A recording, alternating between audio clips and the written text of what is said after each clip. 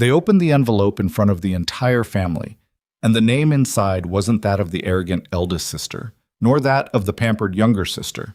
It was her name, Elara Blackwell, the child her father never even looked at, a name traded like a commodity for the survival of a family drowning in debt. But the man who received her, Mafia boss Nico Valenti, didn't sign. Instead, he set the marriage contract on fire right in front of everyone and said, "There's never been anything to sell." If you want to know the truth behind that fire, comment the city you're viewing from, so I know how far this story has come. Don't go anywhere. The envelope had been sitting on the table for 11 minutes before anyone touched it. Elara counted. She did that when her hands needed something to do besides shake. Counted seconds, counted ceiling tiles, counted the number of times her mother adjusted the collar of her dress without looking at her. 11 minutes. Nobody moved. The family attorney, a dry-skinned man named Aldous Price, who smelled of camphor and old paper, stood at the head of the dining table with his fingers laced together and his eyes fixed somewhere above their heads, like he was waiting for the weather to change. The Blackwell dining room had hosted heads of industry once, corporate dinners, acquisition announcements. Her father, Edmund Blackwell, used to sit at that table like he'd been carved into it, solid, immovable, the kind of man who made other men check their posture just by walking in the room. That was before the debt, before the audits, before creditors started calling the landline at 2 in the morning, and before Edmund Blackwell began sleeping in his study with the lights on because he couldn't stand the quiet of his bedroom anymore. Now he sat at the head of that same table and looked like something that had been left out in the rain. "Open it," said Edmund. His voice didn't have anything left in it. No authority, no bass, just a man telling someone to pull a splinter out because he couldn't bring himself to do it. Price broke the wax seal, real wax, which struck Elara as theatrical under the circumstances, and unfolded a single sheet of paper. He read it to himself first, which nobody in the room appreciated. Then he looked up and cleared his throat. "The name selected by Mr. Valenti's representatives," Price said, "is Elara Blackwell." The room went quiet in the specific way rooms go quiet when something irreversible has just happened. Her mother, Constance, made a sound like a small animal and pressed both hands over her mouth. Her cousin Tobias, 26 and already soft from a life of being adjacent to wealth without earning any of it, turned his head toward the window. Her Aunt Vera, who had never once in Elara's memory said anything that didn't benefit Vera personally, folded her hands in her lap and said nothing at all. Her older sister Diane stared at the tablecloth, didn't look up, didn't look over. None of them looked at her. That was the part that stayed with Elara. Not the name, not the sound of her mother collapsing quietly into herself, but the way every person in that room found something else to look at the moment it became clear what she was about to become. Like looking at her directly would mean they had to carry some part of it. Edmund closed his eyes. "All right," he said. To no one. To the ceiling. To whatever version of himself could hear it. Elara pushed back her chair and stood up. "I need some air," she said. Nobody stopped her. She went to the garden, which was half dead, and hadn't been maintained in 8 months because the groundskeeping budget had been quietly redirected somewhere around the time the second audit came back. The roses along the south wall had gone feral, sending canes out in every direction like they were trying to escape. She understood the impulse. She stood in the dead grass with her arms crossed and stared at the city skyline bleeding orange behind the property line, and she tried to feel something identifiable. What came instead was a kind of cold clarity, the same thing that happened to her in emergencies. Her mind just went flat and practical, which people who didn't know her read as composure, and people who did know her understood was actually a survival mechanism she'd developed around age 9 when it became clear that crying in front of Blackwell's accomplished exactly nothing. The Valenti name had been circulating in hushed tones for 6 weeks, ever since the debt negotiation collapsed and the family's financial advisors stopped returning calls. Everyone in the city knew the name. Nobody said it the same way twice. Some people said it with a kind of reluctant respect, the way you talk about a storm system that's destroyed 3 counties, but you can't help admiring the scale of. Some people said it like they were afraid the syllables themselves might be monitored. Nico Valenti. 41. No confirmed photograph in any public database, which was itself a kind of power. Controlled logistics networks across 7 states according to federal documentation that had been leaked and then very quickly not discussed. Had walked out of 2 separate grand jury proceedings without charges, which legal scholars described in careful academic language and everyone else described as terrifying. And somewhere in a negotiation she had never been consulted about, someone representing his interests had reviewed the Blackwell family ledger, the Blackwell family history, the Blackwell family daughters, and written one name on a piece of paper and sealed it in wax. Hers. She heard footsteps behind her, her sister Diane moving quietly, which wasn't her default mode. Diane was usually loud in the specific performative way of people who'd learned that taking up space was the same as having worth. Elara, don't. Diane stopped. I just wanted to. What? Apologize? Elara didn't turn around. Did you know? A pause that lasted 2 seconds too long. Not for certain, Diane said. Elara turned around then. Her sister's face was arranged in an expression that was probably meant to look guilty, but came out mostly as uncomfortable. Diane Blackwell was beautiful in the specific way that meant people had spent 30 years telling her so, and she had organized her personality around it accordingly. What does that mean, not for certain? It means I heard things, conversations. I didn't think. Diane stopped, recalibrated. I thought it would be me, honestly. I thought if it was going to be anyone, they'd pick me. I'm older. I have more. She stopped again. Value, Elara said. You were going to say value. Diane didn't deny it. Elara looked at her sister for a long moment. Diane, who'd had every resource, every opportunity, every introduction and debutante and business school networking event the Blackwell name could buy. And she was standing here telling Elara she was surprised it hadn't been her, as if being the more valuable daughter was a kind of insurance she'd assumed she'd paid into and was now confused to find hadn't paid out. Go back inside, Elara said. Elara said, I'm not angry at you, she said, and was surprised to find it was mostly true. I just need you to go back inside. Diane went back inside. The ceremony, if you could call it that, was scheduled for the following Thursday. 7 days to arrange a life around a contract she hadn't signed and a man she'd never met. The family's attorneys briefed her for 3 hours on a Tuesday morning in language that was technically legal terminology and was actually just various formal ways of saying you don't have options. The Blackwell debt had been structured, deliberately, Price admitted carefully, in response to her direct question, in such a way that the arrangement with Valenti's interests was the single instrument that could prevent full liquidation within 60 days.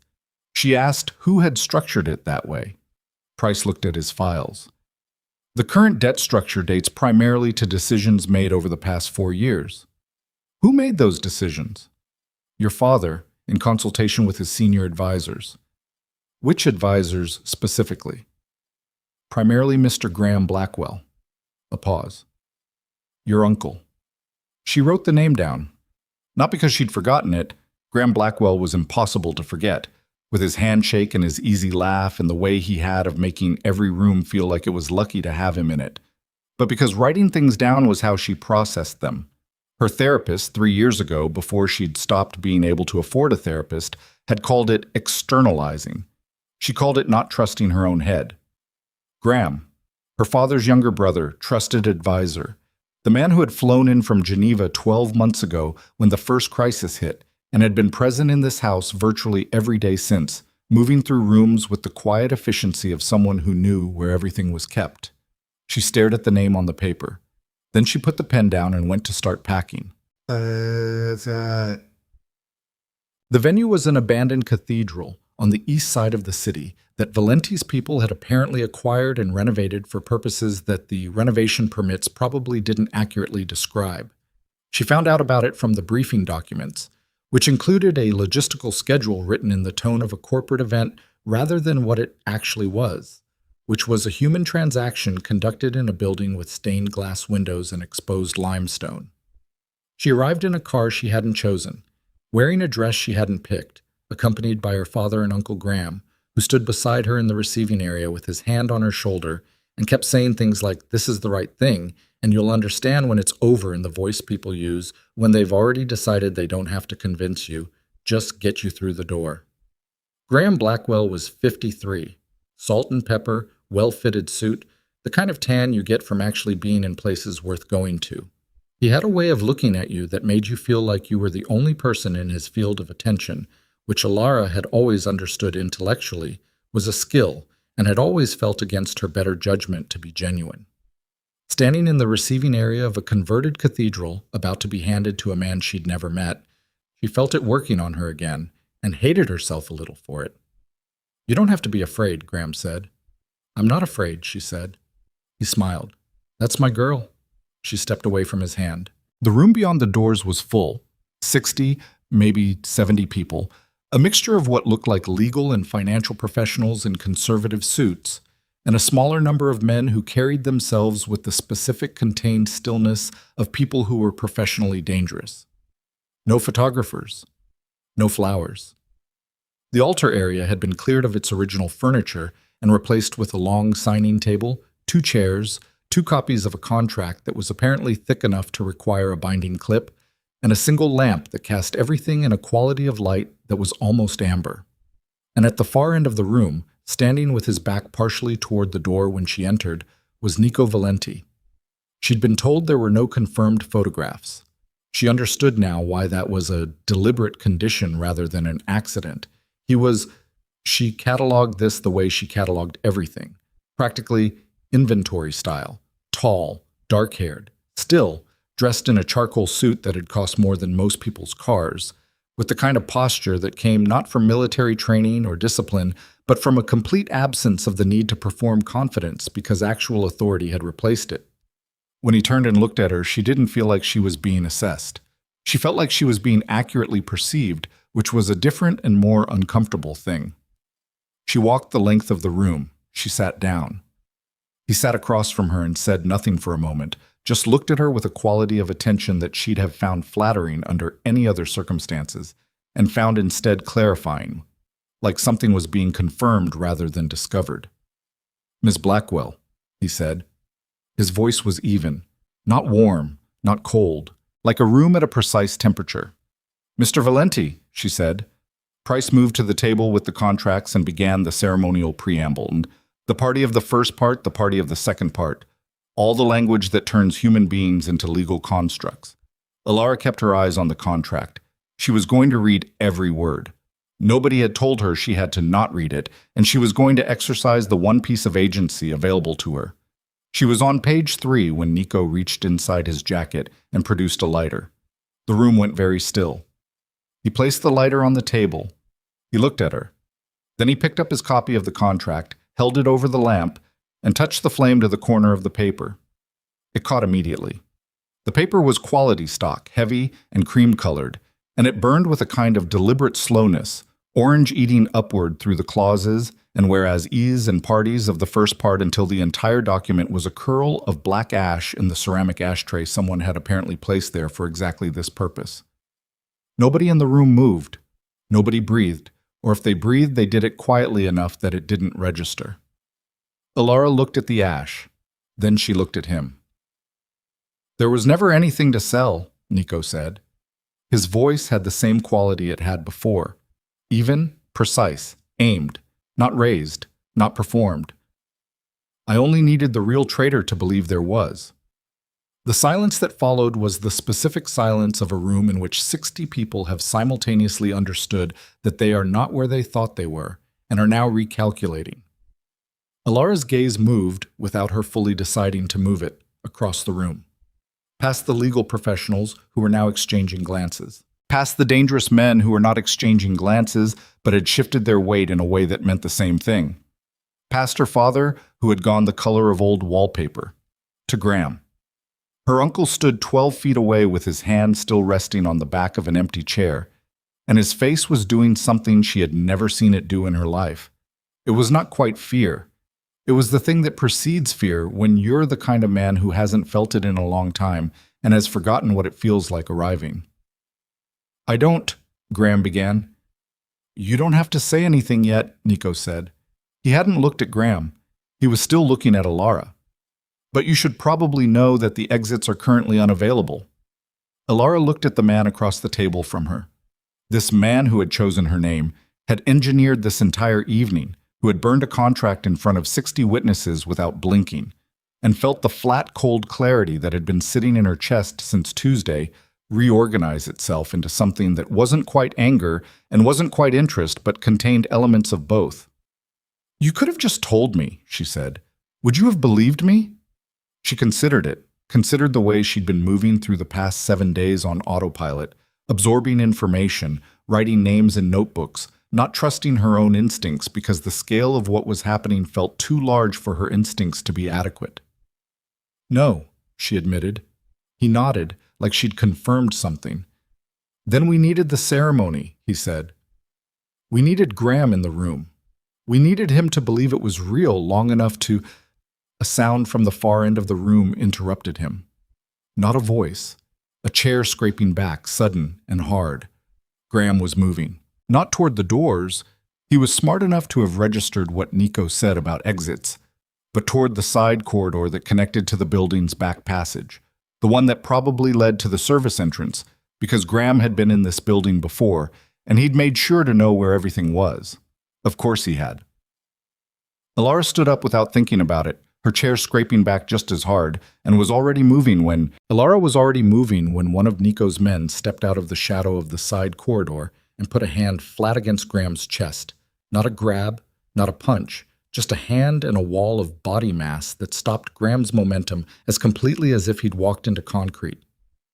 Graham took a step back, straightened his jacket. The performance of composure was extraordinary. She'd give him that. He smoothed one lapel with 2 fingers and looked around the room with the expression of a man who had decided the best available option was to be offended. "This is—" he started. "Sit down," Nico said. Not loud, not threatening in any way that could be specifically located. Just 2 words delivered at room temperature that apparently contained enough information because Graham sat down. Elara stood at the edge of the table and looked at her uncle and tried to find something in his face that would tell her how long this had been happening. Whether there had been a version of him that hadn't been doing this, or whether the man she'd grown up watching make her father laugh at Sunday dinners had always been running a secondary calculation behind his eyes. She couldn't find the line. That was the part that was going to stay with her. "Everyone who isn't directly involved in what comes next," Nico said to the room, "can leave through the main doors. Now." It took about 45 seconds for 60 people to evacuate a room, which was faster than Elara would have guessed. The legal professionals went first, then the financial people, moving with the particular speed of individuals who have correctly assessed that they don't want their names in whatever documentation follows this evening. Several of the men in the back didn't move at all, which told her something about who they reported to. The doors closed. The room was suddenly very large and very quiet and contained.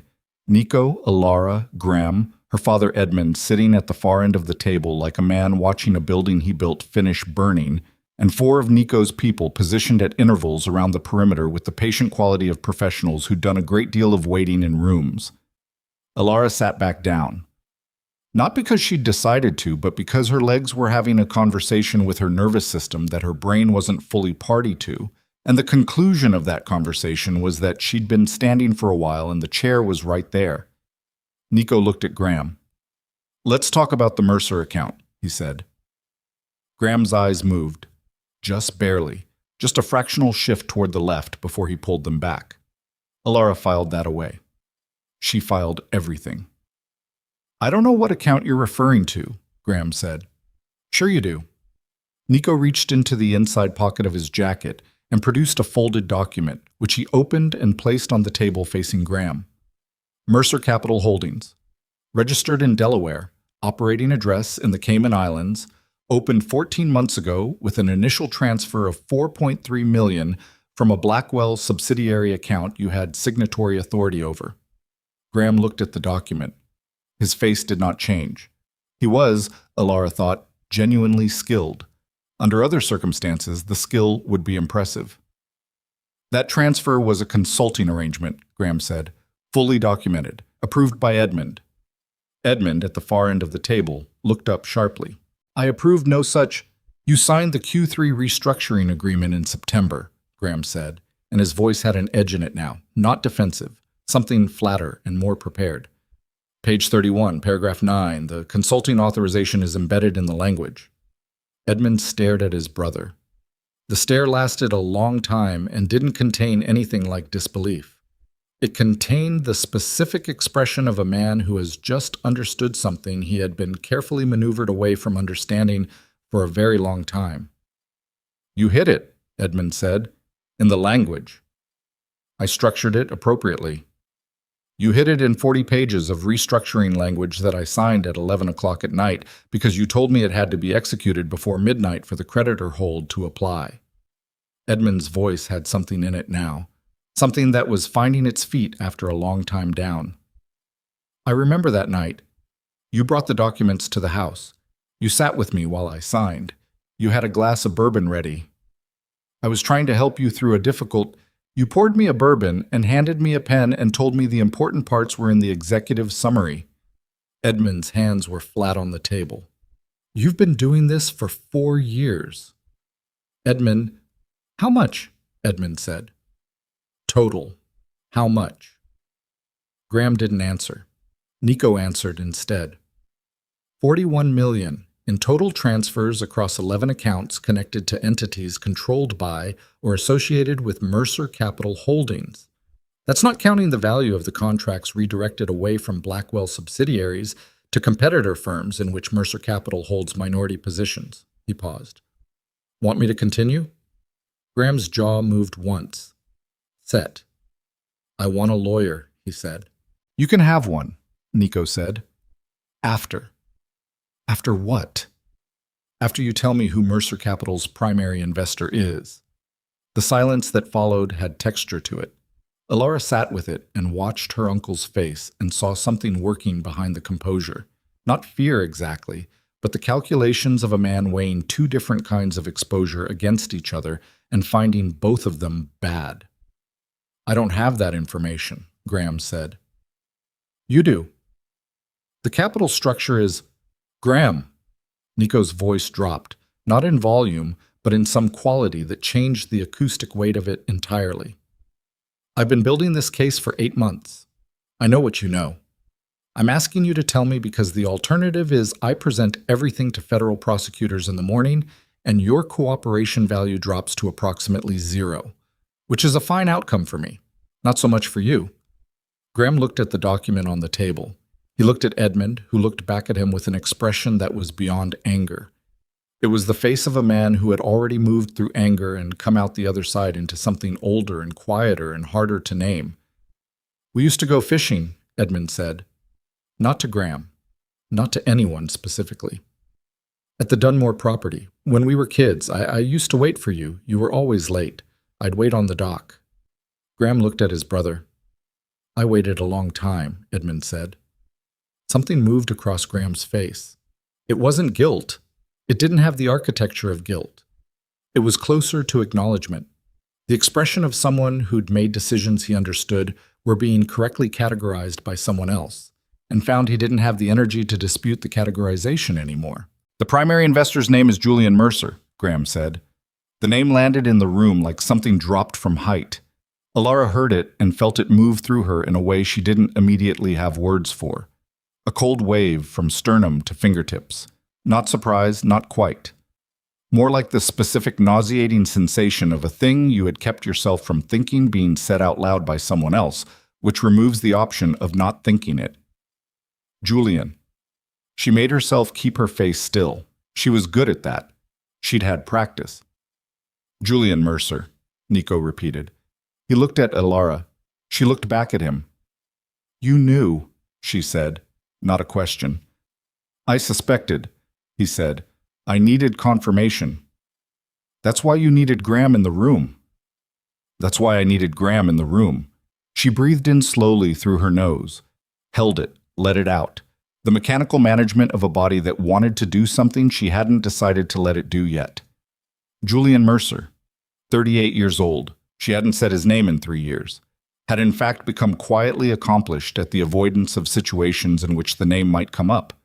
Skipping industry events taking the long route around certain neighborhoods, allowing friendships that overlapped with him to quietly atrophy. She had told herself this was healthy. Moving on. The rational dismantlement of a life that had been built around someone who'd left without a reasonable explanation. She had not, until this moment, considered that there might have been a reason, just not a reasonable one. He was engaged to her, Edmund said from the end of the table. His voice was careful. He was putting something together. I know, Nico said, and you chose her name anyway. Because of it, Nico said. Edmund absorbed this. That's a brutal calculation. Yes, Nico said simply. Elara looked at the ash in the ceramic tray where the contract had been. The edges were still faintly orange, the last of the heat dissipating into air. She thought about Julian Mercer, the way he'd looked at her across restaurant tables, the specific quality of his attention, which she had understood at the time as love, and was now being asked to reprocess as intelligence gathering. 3 years of a relationship, plans, his hand on the small of her back at her father's charity events. At events in this very family's professional orbit, she now understood. Events where he would have had access to conversations and documents and the particular off-guard candor that people practice around those they love. She thought she might be sick. She didn't let herself be sick. He left, she said. Her voice came out even. She was somewhat amazed. 3 years ago. He told me he needed space, that he wasn't ready for it.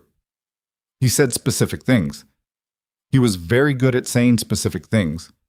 He left because the next phase required distance, Nico said. He needed the Blackwell connection to be historical, not current. If he was still involved with you when the debt structure collapsed, he'd be too visible. He planned this 3 years ago. Longer. The first redirected accounts date to 5.5 years back. You were together then. She sat with that. 5.5 years. The trip to Lisbon. The apartment he'd found for them in the West Village that he'd said he wanted them to move into together, that she'd turned down because she'd been cautious, because something in her had known, or hadn't known, or had run from knowing, that moving in was the kind of commitment she couldn't unmake if she turned out to be wrong about him. She'd thought for 3 years that being wrong about him meant he hadn't loved her. She was now understanding that being wrong about him was a much more specific and operational failure. Where is he now? She said. That, Nico said, is what we're going to find out. Well, they moved Graham to a back room. Not violently, not with any drama, just 2 of Nico's people and a door that closed. Edmund didn't fight it and didn't follow. He sat in his chair at the end of the long table for a while after everyone else had repositioned. A man in a room that used to contain 60 people and now contained 4, looking at the place where his brother had been sitting. Elara watched her father. She had complicated feelings about Edmund Blackwell, that she had spent a long time managing with the particular kind of careful ambivalence you develop toward people who love you imperfectly and don't understand the ways they've failed you, and wouldn't be able to fix it if they did. Right now, those complicated feelings were sitting quietly because something simpler was taking up the available space. Her father hadn't known. She hadn't been sure about that. She'd run the calculation twice in the car on the way here, and both times had arrived at probably not, but couldn't get past the probably. Now she was watching him sit in his own wreckage and recognized the specific quality of a man who'd been genuinely destroyed rather than a man performing being destroyed, and felt something in her chest make a small, painful adjustment. She walked down the length of the table and sat in the chair beside him. He looked at her. "I'm sorry," he said. His voice was emptied out completely. "Not your fault. I signed the—" He set it up so you'd sign it. That's different. She paused. Did you ever suspect? Anything? Any point in the last 4 years where something felt wrong? Edmund thought about it with more honesty than she'd expected. There were moments where I'd ask a question and the answer would be very complete, very encompassing. Graham always had explanations. I told myself that was why I needed him. He'd always been better than me at the mechanics. A pause. Your grandfather used to say that? Said Graham thought in systems, and I thought in rooms. What does that mean? Means I see things directly in front of me. Graham always saw how things connected to other things. Edmund looked at his hands. I thought that was an asset. He used it as one, Elara said. Just not yours. Her father looked at her with an expression she didn't see on him often. Stripped of its executive layer, the default authority he carried the way other men carried their wallets, and underneath it something that was just a person. You're not surprised, he said, about Mercer. She considered lying. I didn't let myself think it through. I had pieces. I knew something had been off about the way it ended. The explanations were too neat. She stopped. I put it in a box. I put Graham in a box, Edmund said. Same box, labeled "This person loves me," locked it. They sat with that for a moment. The specific shared silence of people who have discovered they've made the same mistake in different directions. Nico came back into the room from wherever he'd been, moving with the same unhurried quality he'd had since she'd first walked in here, as if urgency was something that happened to other people. He had his phone in his hand and was reading something with a focused economy of attention. Graham's given us 3 shell corporations and a name, he said. The name matches what we already had. The shells are new. Useful? Elara asked. Very. He looked up. He's also told us where Julian currently has his primary operation. And? Nico said a building name. A district. She knew it. It was 3 miles from the Blackwell corporate offices, which meant Julian had spent years conducting a demolition operation from so close that on clear days you could probably see the family's building from whatever window he sat at. That was deliberate. She understood instinctively that it was deliberate. Julian Mercer was the kind of man who found proximity to the thing he was destroying to be a component of the satisfaction. What do we do? She said. Nico put his phone away. We go to work. I'm not a... She stopped. I don't have your resources. I'm not an investigator. I don't know what I can offer you that your people can't already do. You know him, Nico said. The way he thinks, the way he constructs arguments, the specific quality of his plausible deniability. I knew him. People don't change their architecture. They renovate the surface. He looked at her steadily. I don't need you to be an investigator. I need you to know when something sounds like him. Elara thought about this. Thought about the 3 years she'd spent carefully not thinking about Julian Mercer, the discipline it had required, the particular muscles she'd built for looking away from something. She thought about what it would mean to reverse that, to deliberately look at everything she'd spent years not examining. You're asking me to go back through things, she said. Things I was in, things I participated in without knowing I was participating in them. Yes. That's going to be... She stopped. Chose precision over honesty because she didn't trust herself to be fully honest yet about what it was going to be. That's going to take some time. We have some time, Nico said. Not much. She nodded once, stood up, looked at her father, who was still sitting in his chair with the particular stillness of a man who has run out of places to direct his energy and hasn't figured out what comes next. Go home, she told him. Don't talk to anyone tonight. Don't call anyone. Don't answer calls from numbers you don't recognize. Edmund looked at her. When did I what? Become like this? He said it without judgment, something closer to recognition. She didn't have an answer for that, so she didn't give one. She followed Nico out through the service corridor, past the room where Graham was being quietly and professionally kept, out into the cold air of a city that looked the same as it always had, lit and moving and indifferent, except that somewhere in it, Julian Mercer was looking at whatever he looked at before going to sleep, and he didn't yet know that tonight's ceremony had not gone the way he'd engineered it to go. He'd find out. That was the thing about Julian. He monitored his own operations with the obsessive attention of a man who understood that control, once lost, rarely came back on its own terms. He'd have someone at that building tonight, or he'd have a way of knowing, and by morning he would know the contract had burned instead of been signed, and he would start adjusting, which meant they had hours, maybe less. Nico's car was waiting at the curb, a dark sedan with no exterior identifiers.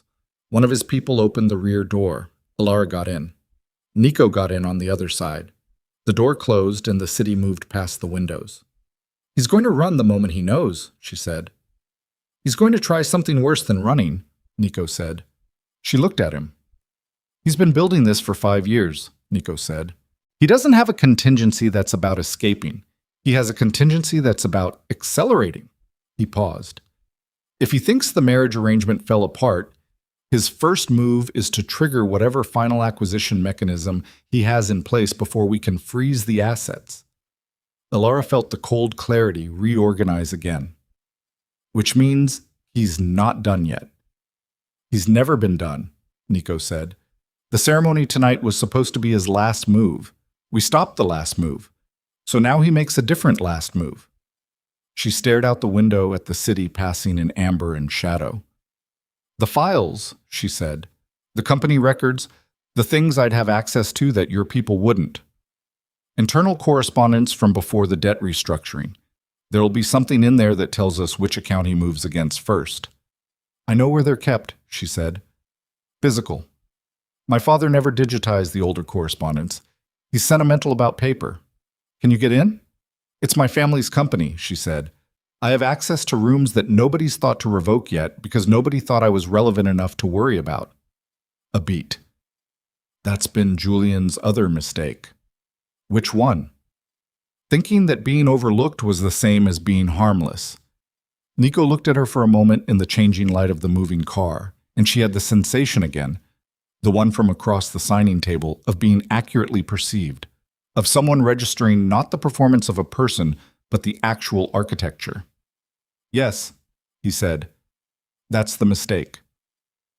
They rode in silence after that. The city went past. Somewhere behind them, in a room with no windows and a closed door, Graham Blackwell was sitting with the particular weight of a man who'd made his last calculation and found out only now what it had actually cost. And somewhere ahead of them, in a building 3 miles from the ruins of everything he'd helped build, Julian Mercer was about to receive information that would trigger the final sequence of a plan 5 years in the making. The car moved through a yellow light, then a red one that was about to turn. Elara's phone buzzed in her jacket pocket. Unknown number. She looked at it. She looked at Nico. Answer it, he said. She answered it. The voice on the other end was one she hadn't heard in 3 years, and it was calm, and it said her name once. Just once, the way it always had, like the word itself was something he'd decided to keep, and then it said, I know you're in the car with him right now. I want you to know that what happens next isn't something either of you will be able to stop. But if you come alone, she ended the call. Her thumb was steady. She noted that with some detached interest. Julian, she said. Nico nodded once. He has someone watching us, she said. He's had someone watching us since the cathedral. Nico didn't look alarmed. He looked like a man who had expected this move and was already past it. The question is what he offered you. A way out, if I come alone. And? She put the phone back in her pocket. Outside, the city kept moving, lights catching rain on glass, the ordinary machinery of a place that didn't know or care what was running underneath it. He said we wouldn't be able to stop what happens next, she said. He's wrong, Nico said. You're sure about that? Nico looked out the window. No, he said, but I'm sure he wants you to believe he's right, which is a different thing. Elara looked at the dark screen of her phone. Julian's voice was still in her ear. That quality of it, the way it shaped her name. She'd spent 3 years getting that out of her head, and it had taken 3 seconds to put it back. What she understood, sitting in that car in that city with that man's voice still resonating in her inner ear, was that she had moved past the edge of something. There was no returning to the position of a woman who was waiting to find out what happened to her family. She was in it now. She had been in it for 5.5 years without knowing, which meant the only version of out available to her ran directly through the center of everything Julian had built.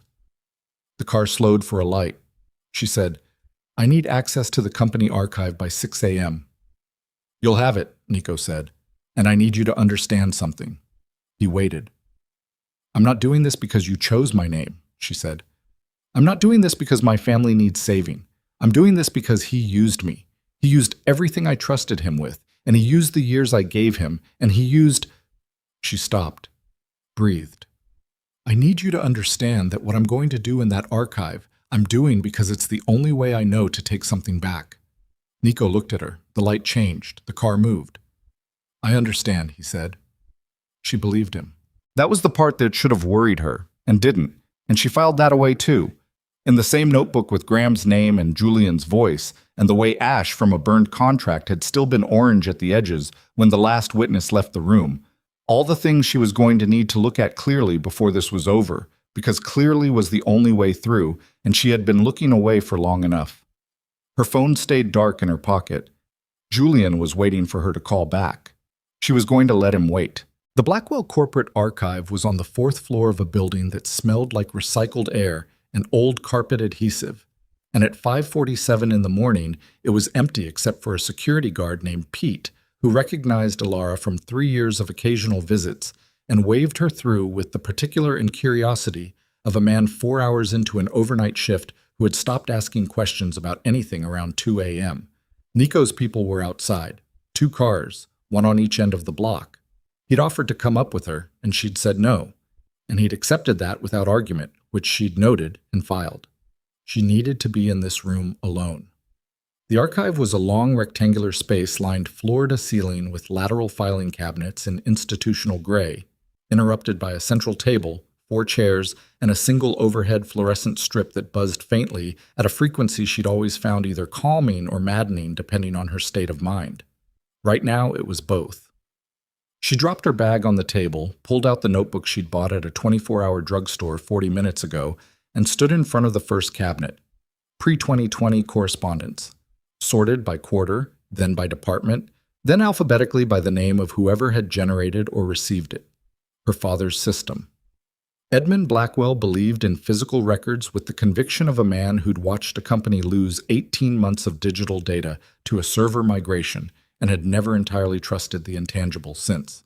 She pulled Q2 of 2019 first. Julian had been in her life for 2.5 years by then. They'd been talking about the West Village apartment. She remembered the specific weekend, early May, the city warming up, Julian across a kitchen table from her with his coffee and his reading glasses that he only wore when he thought no one was watching, talking about square footage and light exposure and what it would mean to share a space.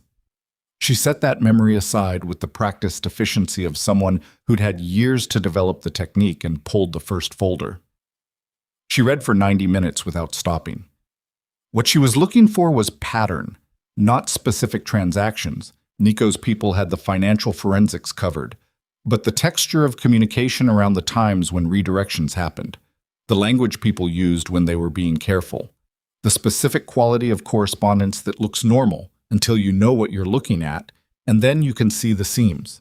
She found the first seam in a letter from Graham to her father dated March 14, 2019, regarding what was described as a routine restructuring of the Harlow subsidiary's vendor contracts. The language was clean, precise, framed as routine, but the carbon copy list at the bottom included an external consultant designation, standard practice, except the consultant code didn't match any of the approved vendor codes in the master list.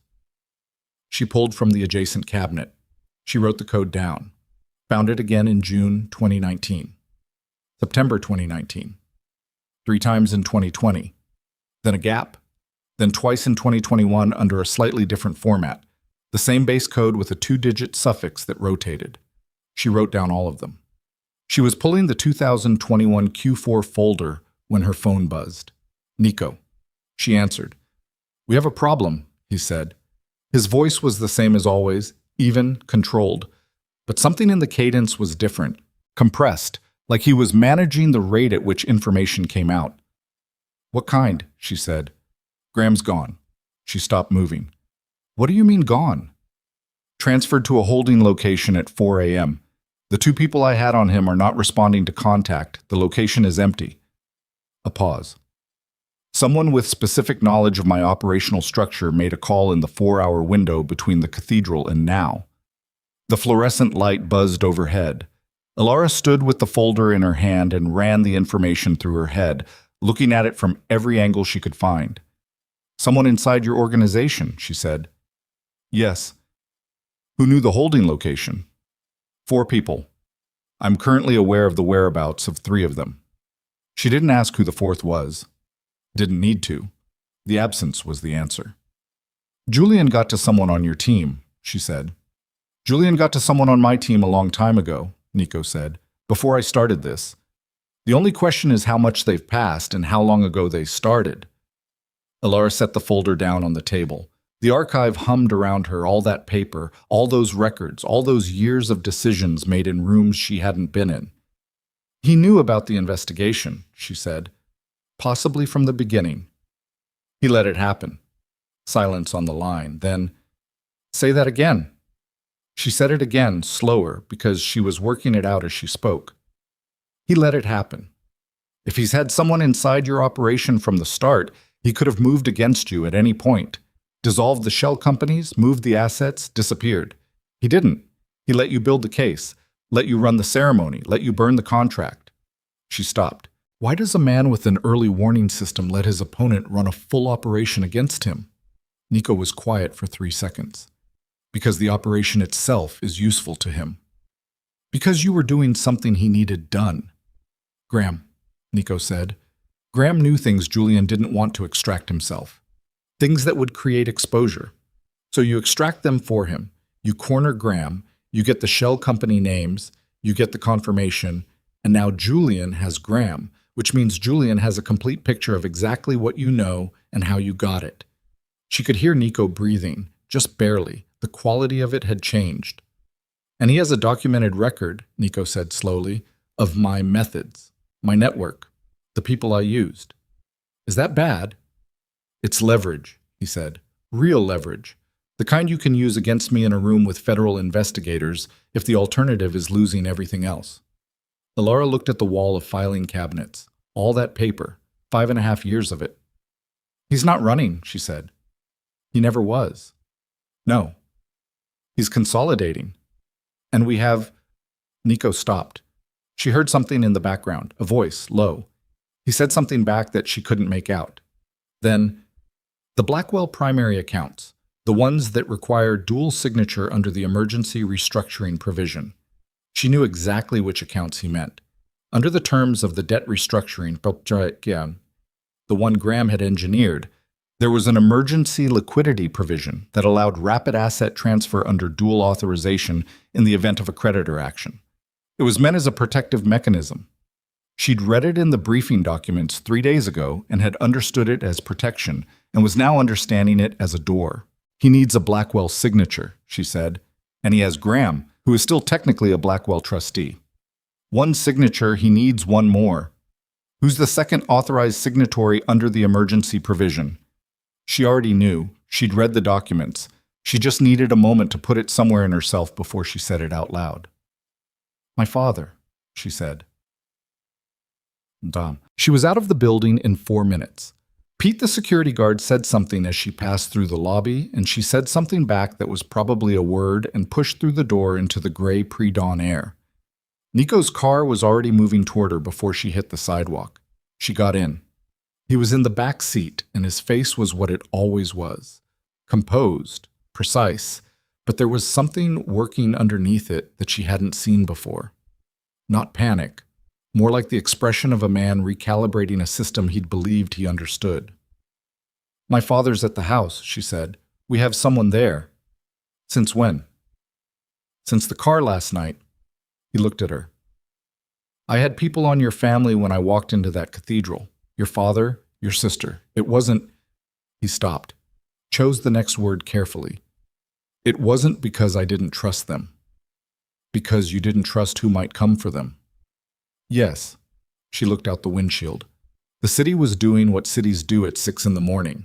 The specific transitional quality of light and population, the night people finishing and the day people starting, and a window of 40 minutes in between when the streets belonged to nobody in particular. How fast can Julian move the accounts, she said. With dual authorization and the emergency provision, same-day transfer. The receiving entities are already established. That's what the shell network was for. So if he gets my father to sign, everything liquid is gone before close of business. She breathed in. Out. We have to get there first. We're 12 minutes out. 12 minutes. She held that number and looked at what could happen in 12 minutes and made herself stop looking because it wasn't useful. Tell me about the person on your team, she said. The fourth one. Nico's jaw moved slightly. His name is Carver. He's been with my organization for 6 years. recruited out of a federal program. A pause. He was present at every operational meeting for this case. So Julian has a full picture. Everything we built, every name we have, every account we identified. Another pause that had weight to it, including the identities of the people who provided testimony that we were planning to use. She understood what that meant. People who'd talked to Nico's investigators, people who'd provided documentation, people who were, as of this moment, exposed to whatever Julian decided to do with their names. He can dismantle your entire case, she said, not by running, by attacking the foundation. Witnesses recant, documentation gets challenged, sources become legally compromised. Nico's voice was steady and contained a quality she was learning to read as the controlled version of something larger. Yes. And with Graham providing cover, a Blackwell family insider willing to testify that the financial restructuring was legitimate, that your operation was a coercive attempt to seize family assets. He flips the narrative, Nico said. I become the criminal. Julian becomes the victim of an extortion scheme run by organized crime. She sat with the full shape of it, 5 years. Julian had spent 5 years not just building the attack, but building the defense of the attack. Every piece had a counterpiece. Every move had a response ready. The ceremony last night, the burned contract, the revelation, the feeling of momentum she'd gone to bed with at 3 a.m. All of it had been anticipated. All of it had been useful to him. She thought about his voice on the phone. What happens next isn't something either of you will be able to stop. He hadn't been threatening her. He'd been telling her something true. The car turned onto her family's street and she saw the house. Georgian brick, 4 stories, the ash tree in the front yard that she'd climbed at 9 years old and broken her wrist falling out of. And the lights were on inside, which was normal for 6 a.m. Edmund Blackwell had not slept past 5:30 in his adult life, except, "Your man," she said to Nico. "The one you have on the house? What's his check-in interval?" Nico had his phone out. He was already dialing. He put it to his ear, waited. She watched his face. His face did not change expression, but his hand lowered the phone with a stillness that was worse than alarm. "No answer," he said. She had the door open before the car fully stopped. The front door was unlocked, which meant either her father had opened it for someone or someone had opened it without needing a key. She went through fast with Nico directly behind her and moved through the front hall, past the formal sitting room, toward the back of the house where Edmund Blackwell spent his mornings. The study. The door was open 6 inches, light inside. She pushed it the rest of the way. Her father was sitting at his desk. He was upright, jacket on, hair combed, the habitual presentation of a man who'd spent 40 years never letting anyone see him unprepared. In front of him on the desk was a laptop she didn't recognize, but not his, something brought in, and a document. Standing to his left, with one hand resting on the back of Edmund's chair, in a posture that was almost collegial and was actually the specific geometry of physical domination, was a man she didn't recognize. Broad, quiet, the quality of stillness she associated with Nico's people but wasn't. And standing at the window with his back to the room, looking out at the ash tree in the front yard, was Julian Mercer. He turned when she came in. 3 years. He looked. She cataloged it involuntarily, the same inventory reflex. Almost the same. A little thinner. The hair slightly different. Same quality of self-possession. The absolute comfort in his own presence that she'd spent years reading as confidence and was now reading as something closer to a complete absence of doubt about his own centrality. Men like that always looked younger than they were. The certainty preserved them. "Elara," he said, the way he'd said it on the phone, like the word was something he'd kept. She didn't say his name. She looked at her father. Edmund's face was controlled, but his right hand was flat on the desk with a pressure to it she could see from across the room, pressing down, the unconscious physical management of something he was not letting himself do. "Has he touched you?" she said to Edmund. "No." Edmund's voice was clipped. She looked at the document in front of him, didn't need to read it to know what it was. "Have you signed?" "No." She looked at Julian. "Get out of my family's house." Julian smiled. Not the smile she remembered. That one had been warm, had engaged his eyes, had been one of the things she'd been stupidly susceptible to. This one was a management tool. I was hoping we could have a conversation before it got adversarial. Before. There's a version of this where your family keeps what matters, the estate, the residential assets, the accounts that predate the restructuring. He gestured at the document. Edmund signs, the transfer happens, Graham provides his testimony, and in 30 days no one is looking at the Blackwells for anything. You move on.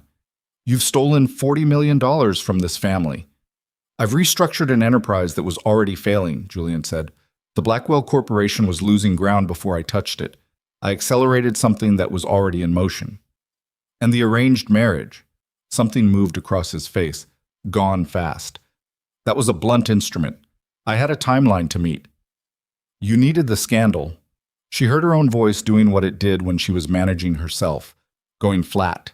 Going precise. The clinical vocabulary of a person who has decided that accuracy is safer than feeling. A Blackwell daughter sold to organized crime. Public perception destroys the remaining credibility. The asset value drops. You buy the pieces for cents on the dollar. It was a contingency. It was 5 years of my life being used as a contingency. The room held that. Julian held her gaze with the particular steadiness of a man who has rehearsed difficult conversations. You were never supposed to be hurt, he said. She almost laughed. The sound that came out instead was short and without humor, a single exhale. You're going to need to not say things like that to me right now. Nico moved from the doorway into the room, and the man standing beside Edmund tracked him with his eyes, and his hand moved, and Nico's voice came out very flat and said, "Don't." And the man read something in that word, and didn't. Julian looked at Nico. The two of them looked at each other across a room that had a desk and an old man and a document between them, and approximately the weight of 5 years of operational precision and 8 months of counter-investigation in the air. You lost your source, Julian said to Nico. Carver's in federal custody as of 20 minutes ago, Nico said. He made a call from a tracked line. Julian absorbed this. And Graham? Graham is wherever you put him. We don't need him anymore. We have the account codes, the shell structure, and 3 of your receiving entities are currently frozen pending a filing that went in at 5 a.m. The first sign of real movement in Julian's face. Not fear. It wasn't fear, the architecture was wrong, but a rapid internal recalculation that showed at the edges. His eyes moved to the window and back, not looking for escape, looking at the shape of what he had left. You don't have enough, Julian said. Without Graham's cooperation, the forensic case has gaps. You know that. The gaps are smaller than you think, Nico said, but they exist. Litigation is long, Nico said. You're right about that.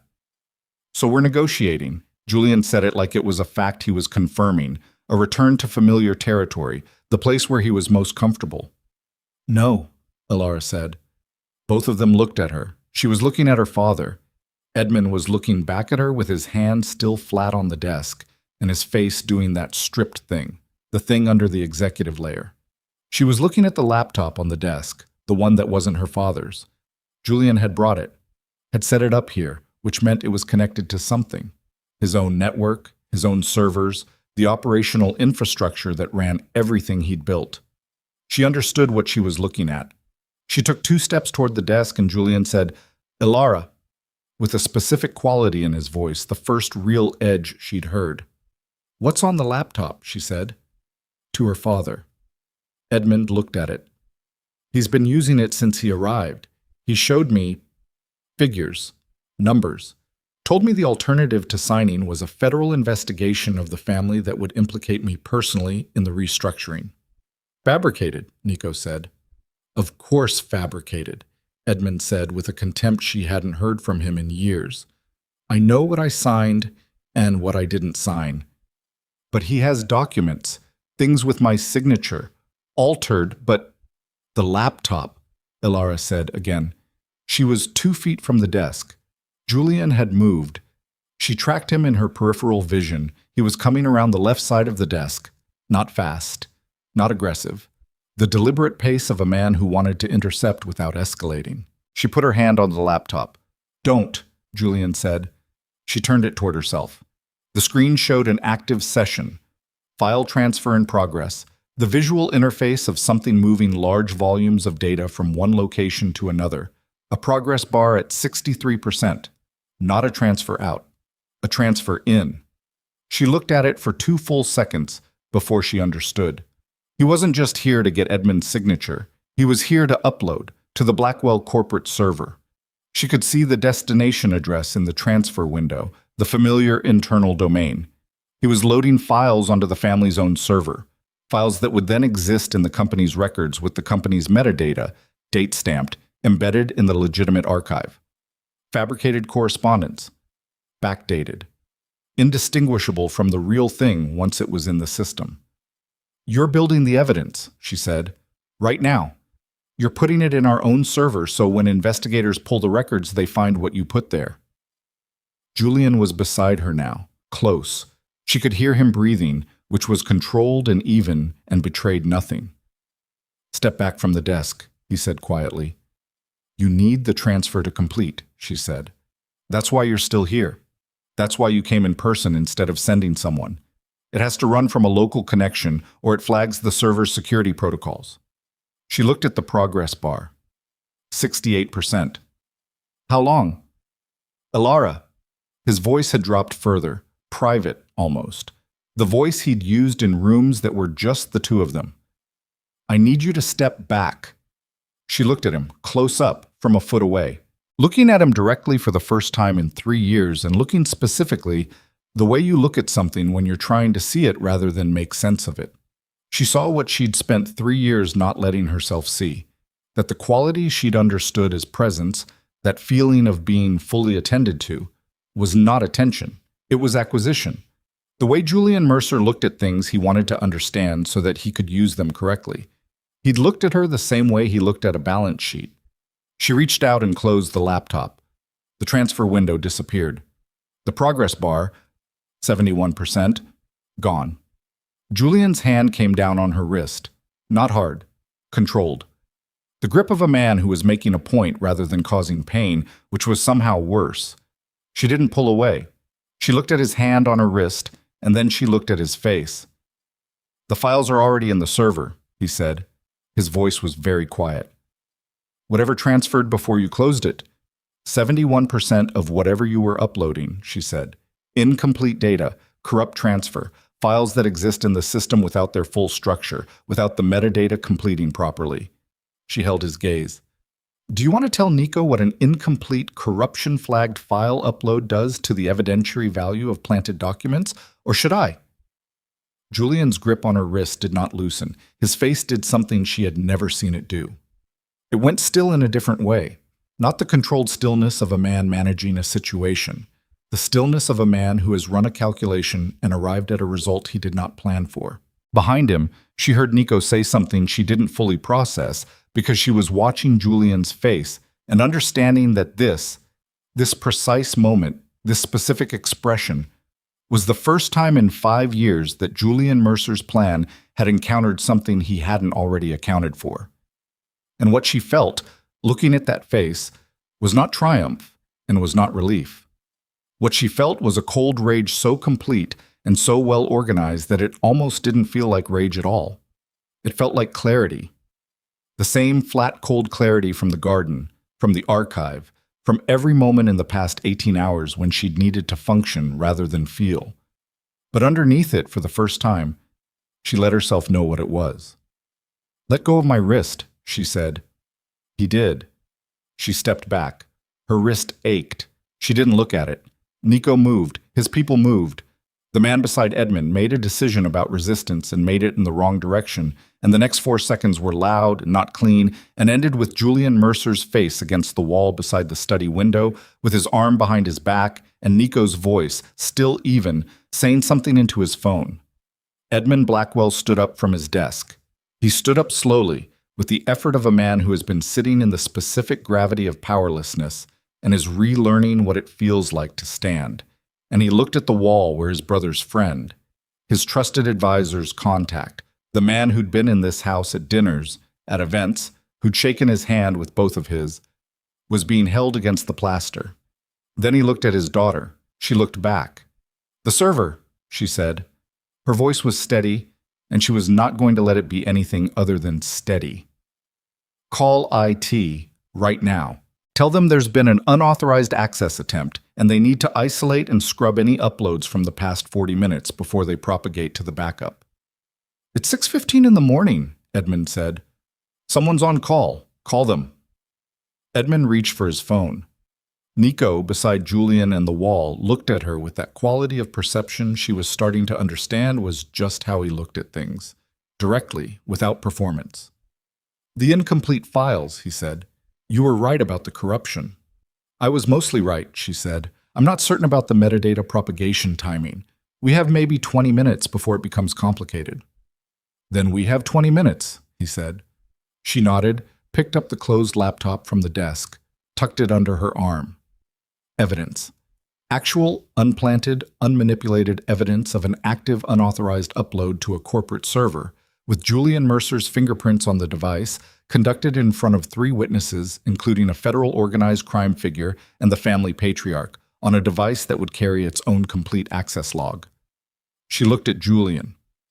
He was looking at her. His face had reorganized into something that was not quite any expression she had a name for. Not defeat, not anger, not the management tool smile. Something that was possibly the closest he'd come in years to an unmediated response. You closed the laptop, he said, like he was confirming a fact he was still integrating. I closed the laptop, she said. A pause. I underestimated you, he said. She looked at him for a moment, at the face she'd trusted, at the eyes she'd believed were seeing her. I know, she said. You've been doing it for 5.5 years. Edmund's voice in the background, on the phone now, finding the on-call IT number with the focused urgency of a man who has finally found something he can do, something direct and immediate that exists completely within his own capacity. The ash tree outside the study window was beginning to catch the early light. Somewhere in the house, Nico was coordinating the next 40 minutes in the quiet, economical language of a man who'd been running operations for long enough that crisis had become a kind of weather he'd learned to work inside of rather than wait out. And Elara stood in her father's study with a stranger's laptop under her arm and Julian Mercer looking at her from across the room with an expression she finally, after all this time, she was still holding the laptop when the first federal vehicle pulled up outside. Not Nico's call. Too fast. Someone else had been watching the house, had seen the lights, had made a different call to a different number, and now there were 2 black SUVs on the street at 6:23 in the morning, and Elara had approximately 45 seconds to understand what that meant before it became something she was reacting to instead of thinking about. Nico understood it in 20.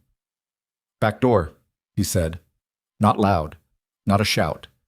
The specific volume of a man giving instructions he expects to be followed without repetition. My father stays. He has nothing to run from. Nico was already moving, his hand finding her arm, not the grip Julian had used, something different, directional, steering her toward the rear hallway. The laptop comes with us. If federal agents walk in and find that device in this house before we've had time to document its chain of custody properly, Julian's lawyers turn it into a seizure dispute, and we lose 6 months. She moved. The rear hallway, the kitchen, the back door that opened onto the garden, the half-dead garden with its feral roses and its dead grass and the property wall beyond. She'd gone over that wall at 11 years old on a dare and had cut her palm on the rough stone and had not told anyone about it for 3 days. She went over it now in 4 seconds flat, with the laptop clutched against her chest, dropped onto the sidewalk on the other side, and Nico landed beside her with considerably more grace than she'd managed. His car materialized from the adjacent street before she'd fully straightened up. The door was already open. They were moving before she got her breath back. What? The IT call had gone through. Edmund had reached the on-call technician, a 24-year-old named Daniel, who was apparently very good at his job when woken at 6 in the morning and given specific and alarming instructions. And the server isolation had started before the federal agents knocked on the front door. Edmund had confirmed this in a text that arrived while they were in the car. 3 words. Done. They're here. She looked at those 3 words for a long time. Her father. alone in that house with federal agents and whatever story Julian's people had set in motion to bring them there. Edmund Blackwell, who thought in rooms, who'd signed a document at 11 o'clock at night with a bourbon in his hand, who'd waited on a dock for a brother who'd been running a different calculation the whole time. "He'll be all right," Nico said. "You don't know that." He has nothing to hide and a very clear account of what happened in that study tonight. A pause. "And I made a call before we went over the wall. Someone will be there within the hour who can sit with him." "A lawyer?" "A very good one." She put the phone away. The city was fully morning now, the light having crossed some threshold in the last 20 minutes from pre-dawn gray to actual day. And the streets were filling with the ordinary population of people going to work and getting coffee and conducting their lives inside the assumption that the world was organized the way it appeared to be organized. She held the laptop on her knees and thought about Julian being walked out of her father's house in front of those federal agents and felt nothing clean. That was the honest answer. What she felt was complicated and layered, and she didn't have time to sort it, so she put it where she put things she couldn't afford yet and looked at Nico. "Where are we going?" she said. "My office." He said the word with a quality that suggested it was a significant understatement of what the location actually was. "We need to pull everything off that laptop in a documented, defensible way before Julian's legal team files a motion. We have a forensics person." "How long?" 2 hours to get what we need, maybe 3.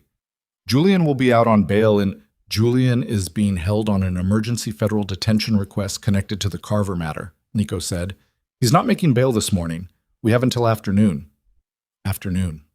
She looked at the city passing the window and tried to feel reassured by afternoon and found she couldn't quite get there because she kept thinking about what Nico had said in the car after the cathedral. He has a contingency that's about accelerating, and understanding that Julian Mercer in federal custody was not the same as Julian Mercer stopped. Julian in custody could still make calls, could still reach people, had built, over 5 years, a network of relationships and obligations and leverages that didn't require his physical presence to activate. "He has other people," she said. "Beyond Carver." "Yes. People who are already moving." Nico looked at her. "The gala was already planned," he said, "before any of this. Julian had announced an acquisition celebration 3 weeks ago, tonight. The Meridian Hotel." She stared at him. "Tonight?" Invitations went to every major investor, political contact, and media figure he's cultivated in 4 years. Announcement of the completed acquisition of the Blackwell corporate portfolio. Press was invited. He paused. "Even with Julian in custody, his operational team will run it. Because if they don't, if the event is canceled, if the announcement doesn't happen, it signals to every partner and investor he has that something has collapsed, and the financial instruments he has in place require confidence to sustain. They fall apart without the event. So the event happens regardless. Unless we're there," he said, "with everything we have." She understood the shape of it then, the full shape, the way it had been heading since the burning contract, and Graham's face in the cathedral, and the phone call with Julian's voice saying what happens next isn't something either of you will be able to stop. He'd been right that they couldn't stop the sequence. He'd been wrong about what the sequence ended with.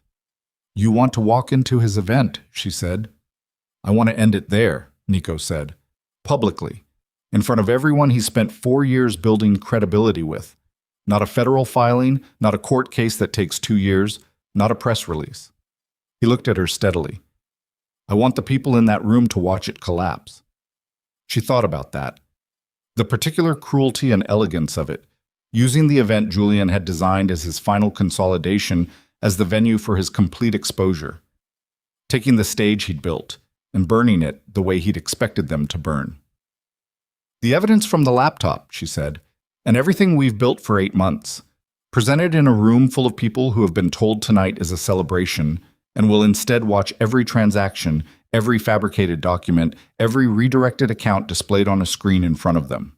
They'll run." "They'll run," he agreed. "That's fine. We don't need them to stay. We need them to see it. We need the financial partners specifically to see it because the moment they believe the acquisition is exposed and the instruments are compromised, they'll pull their positions, which triggers a cascade. which freezes the remaining assets before Julian's team can move them. And Julian, she said, in custody, watching his partners pull out in real time. Yes. She sat with it. The plan had the shape of something inevitable, the kind of plan that you recognize as right, not because it's safe, but because it's the only architecture that uses every available piece. It was also the kind of plan where everything had to work, where the margin for the sort of unplanned variable that had been appearing consistently since last night was very small. "What do you need from me?" she said. "The same thing I needed you for from the beginning," Nico said.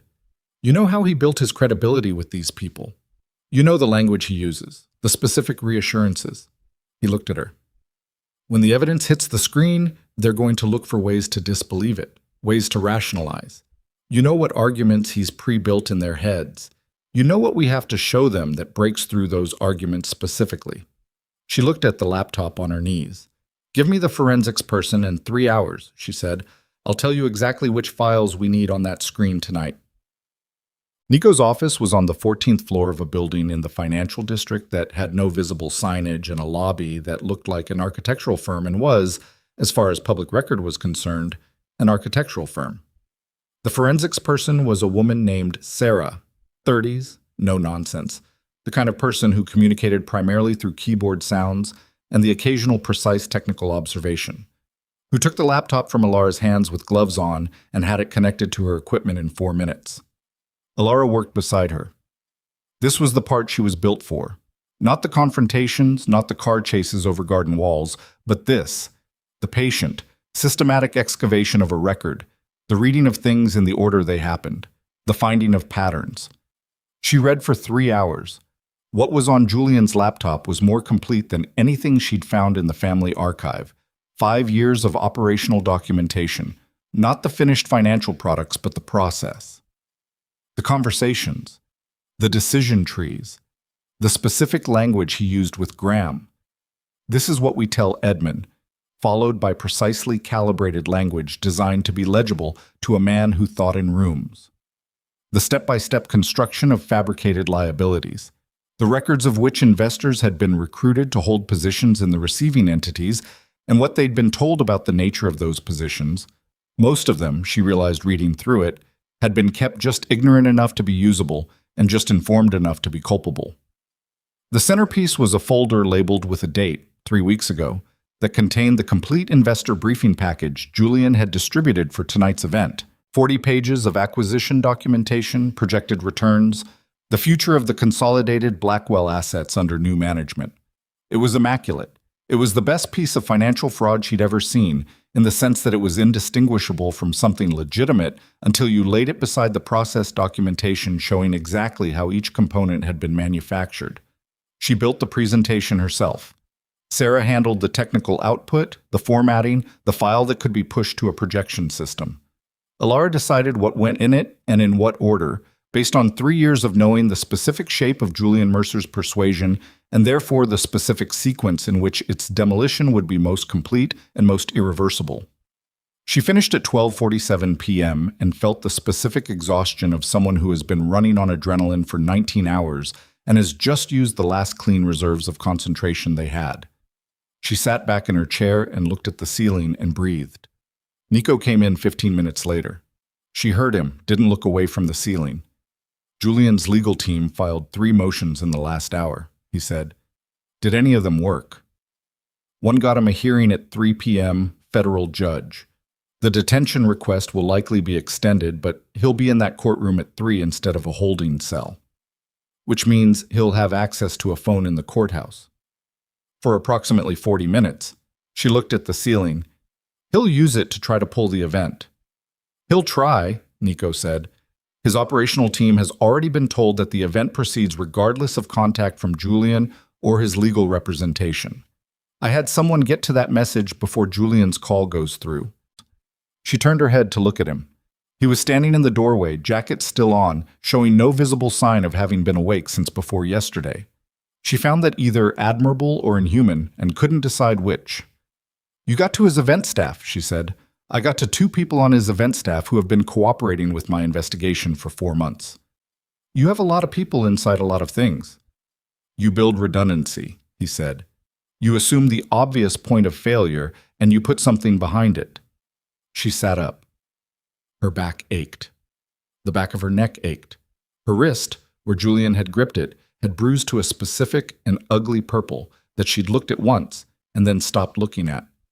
The presentation is done, she said. Sarah has it. He looked at her for a moment. Did you sleep at all? No. You need 2 hours. I need the gala to go the way it's supposed to go tonight.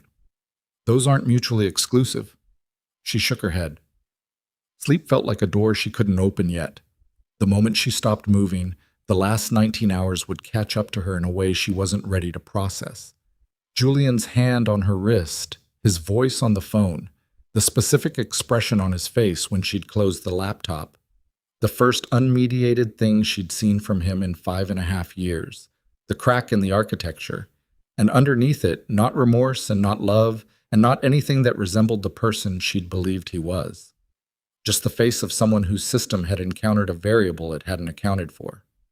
She stood up. Tell me about the room tonight, she said. The Meridian Hotel ballroom could hold 300. Julian's list was 240. Investors, political figures, media contacts, 3 sitting city council members, 2 federal staffers whose presence at the event would have been, Elara noted, extremely useful to Julian's ability to maintain operational insulation. Also 4 financial journalists who had been covering the Blackwell family's difficulties with what she now understood was a very specific angle, an angle that had been, she would have bet, lightly shaped by information Julian had provided. She got there at 7:15. The event started at 8. The Meridian's ballroom had a stage at the far end with a projection setup. Standard for this kind of event, the kind where someone announces something in front of graphics that make the announcement feel inevitable and well capitalized. The hotel's AV team had loaded Julian's presentation already. Sarah, who had arrived 45 minutes earlier as a hired technical consultant with completely legitimate paperwork, had introduced a second file to the system. Elara stood at the back of the room while the catering staff finished setting tables and looked at the stage and thought about Julian standing there 6 weeks ago, deciding what graphics to use.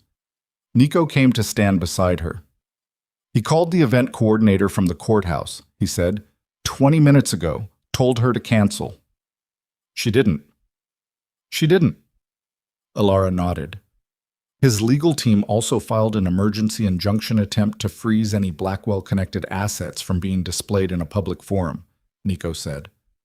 It was denied 14 minutes ago. Of course it was. Julian has been returned to federal custody. His hearing is done. He has no further legal tools available before, Nico checked his watch, 8:52 p.m. when his attorney can file the next motion. 8:52. The event would be well underway by then. Whatever happened in this room would have happened. She looked around at the tables. White linens, good crystal. The kind of event Julian had always known how to produce, the aesthetic of legitimate wealth, the visual language of something that had already won. He was very good at producing the aesthetic of something that had already won.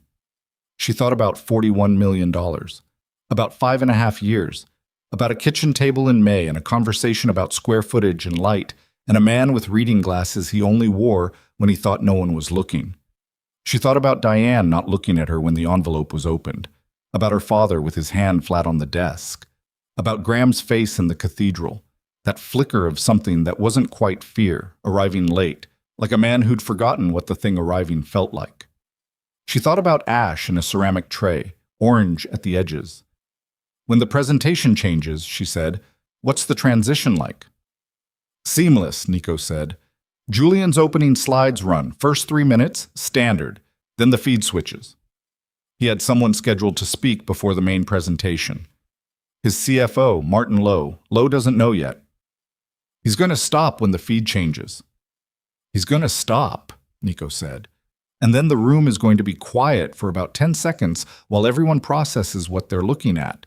And then I speak, she said. Nico looked at her. You want to, he said. Not a question. I need to, she said. These people, his investors, his contacts, he spent years building a narrative with them about the Blackwell family, about what happened to us and why. I know that narrative. I've heard pieces of it secondhand, and I can reconstruct the rest because I know how he constructs things. She looked at the stage. A projection screen is data. They can dispute data. They can wait for lawyers to tell them what the data means.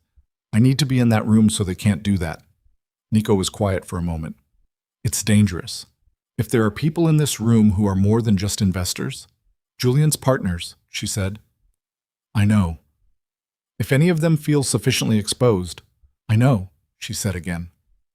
He looked at her for a long time with that quality of accurate perception that she'd stopped finding unsettling approximately somewhere around 3 a.m. when she'd understood it was the most honest thing anyone had offered her in a very long time. All right, he said. The doors opened at 8. 237 people filed into the Meridian Hotel ballroom over the next 40 minutes because 3 invitees either hadn't come or had received word that something was off. Julian's people, probably, who had managed to get a message out despite everything. 237 was enough, more than enough. Elara stood off the stage in the service corridor and listened to the room fill. She could feel the energy of it through the wall. 237 people who had come to a celebration, who had arranged their evening around the assumption of good news, who had been told they were part of something arriving rather than something ending. She looked at her hands. They were steady. She was not surprised. Martin Lowe took the stage at 8:17. She could hear his voice through the wall, confident, practiced, the opening remarks of a man who'd been briefed and prepared and had no idea. He moved through the first 2 minutes of his introduction with the fluency of professional competence, and she almost felt something for him. Almost. At 8:19 and 40 seconds, the projection feed switched.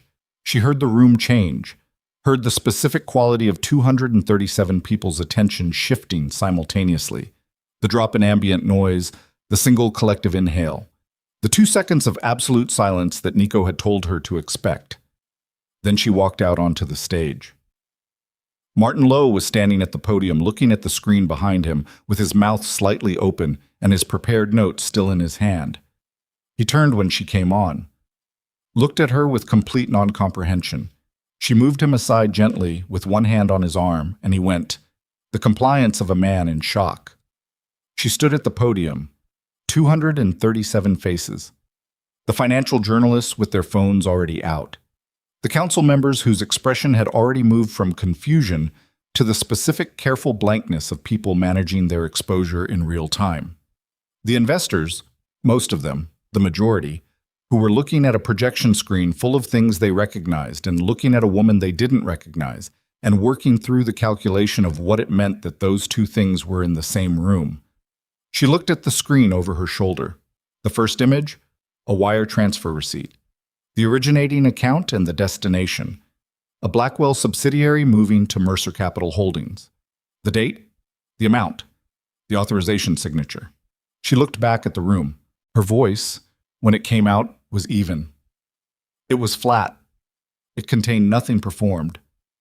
My name is Elara Blackwell, she said, and what you're looking at behind me is the first of 47 documented transactions that represent the systematic theft of my family's assets over the past 5 years. She paused. Let that land. I'm going to walk you through all of them. The room was absolutely silent. At the back, she could see Nico, standing still, watching. On the screen, the first transfer gave way to the second. She breathed in. She began. For the next 22 minutes, she did not stop speaking. She did not raise her voice. She did not editorialize or perform. She walked through 47 transactions with the precision of someone who had spent 3 hours in a room with a forensics expert building a presentation that was specifically designed to be irrefutable by people who wanted to refute it. For each transaction, she gave the date, the account, the stated justification in Julian's documentation, and then the actual receiving entity and its connection to the network of shell companies. At minute 7, 2 of the financial journalists left the room. She understood that meant they were filing, not fleeing. At minute 11, one of the city council members stood up and walked toward the exit. One of Nico's people was near the door. There was a brief exchange. The council member sat back down. At minute 15, a man in the third row, heavy-set, mid-50s, The particular stillness of someone who was professionally not surprised by things, took out his phone and made a call. She watched him do it without breaking her cadence. Julian's partner. One of the ones who'd known enough to be culpable and had been kept just ignorant enough to argue otherwise. He was making a call to someone who was going to tell him whether he needed to run or hold position. She knew, because she'd built the presentation to include this moment, that what he was about to be told was that the accounts he held positions in had been frozen 40 minutes ago, before anyone walked into this ballroom, because Nico's filing had gone in at 7:30 and federal action on 3 of the primary receiving entities had executed at 7:58. She watched the man's face change while she was still talking. At minute 19, one of Julian's senior operational contacts, a man she recognized from the laptop documentation, a man who had known substantially more than most of the room, stood up and walked out of the ballroom at a pace that was not quite running.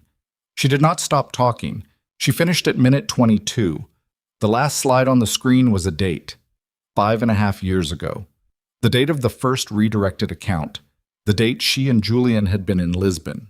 She had not planned to include that date and then had decided she needed to, because the people in this room needed to understand that the operation had not begun when the Blackwells became vulnerable.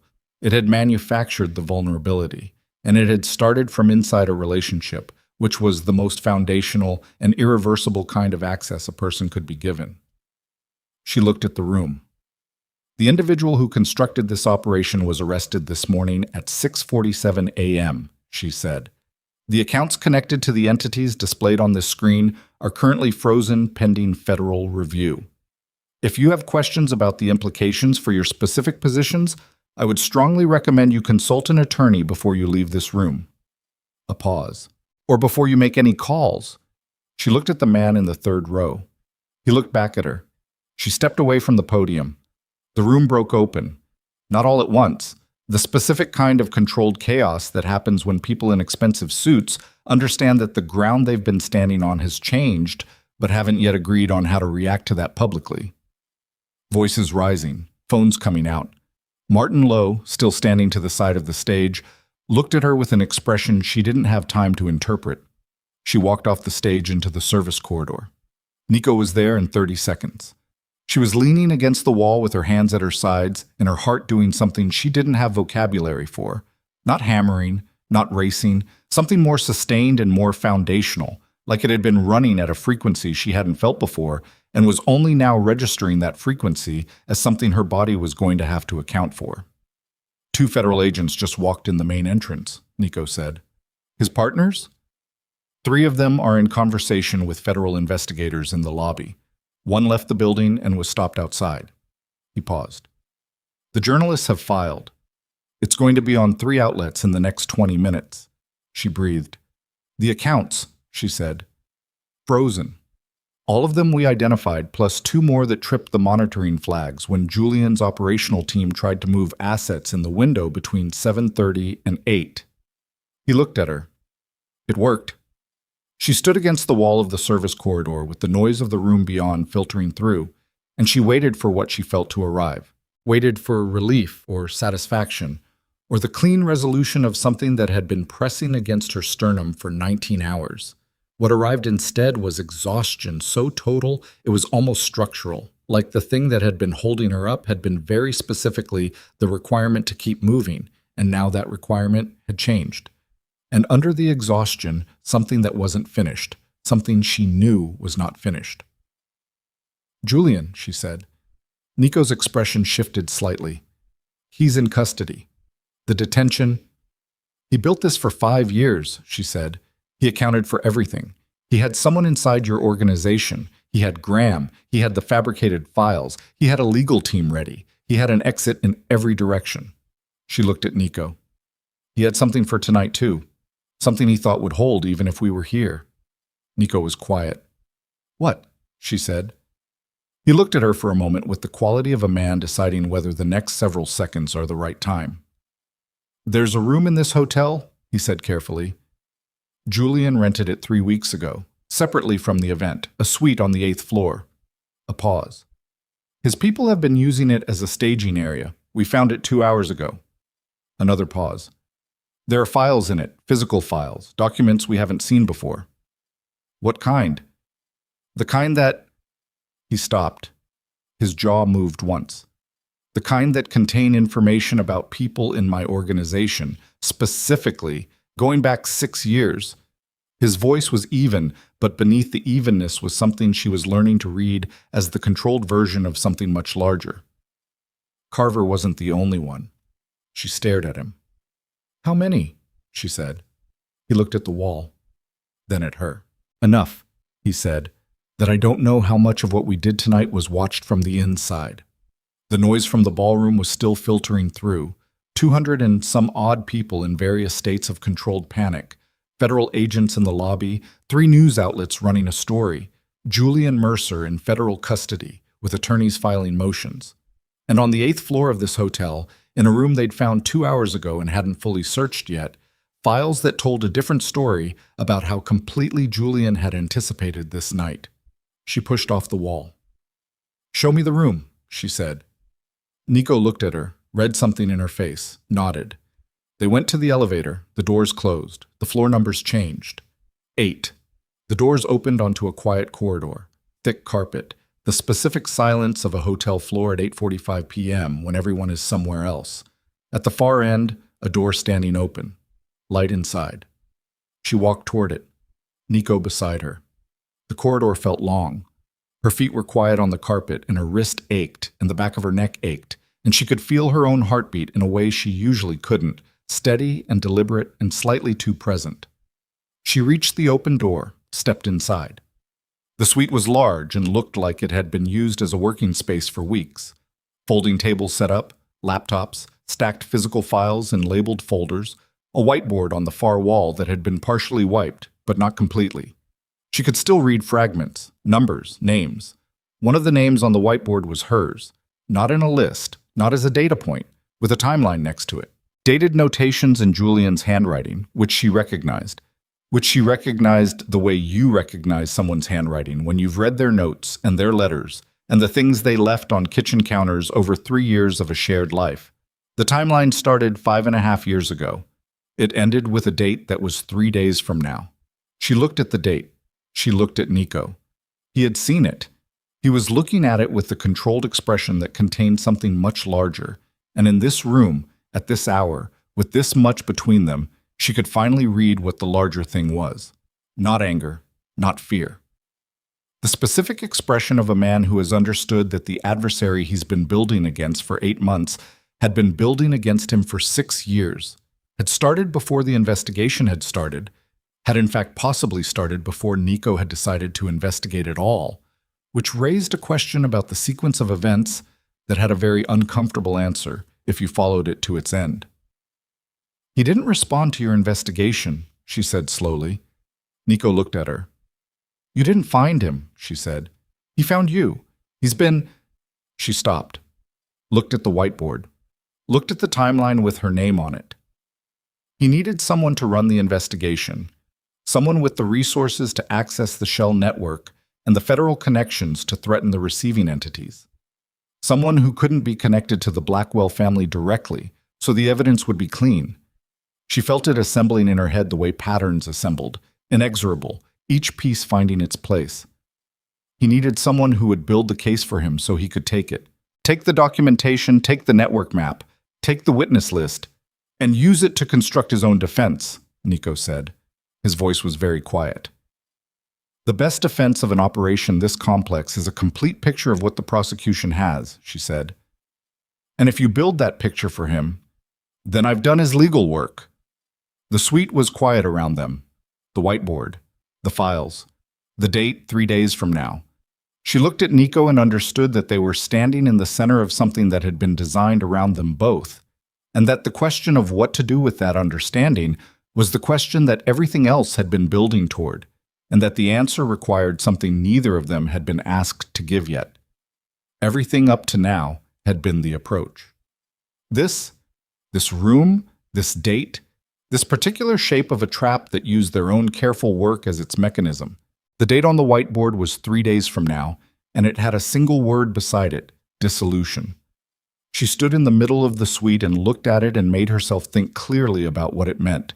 Not dissolution of the Blackwell assets that was already in motion or had been before the accounts froze. Something else.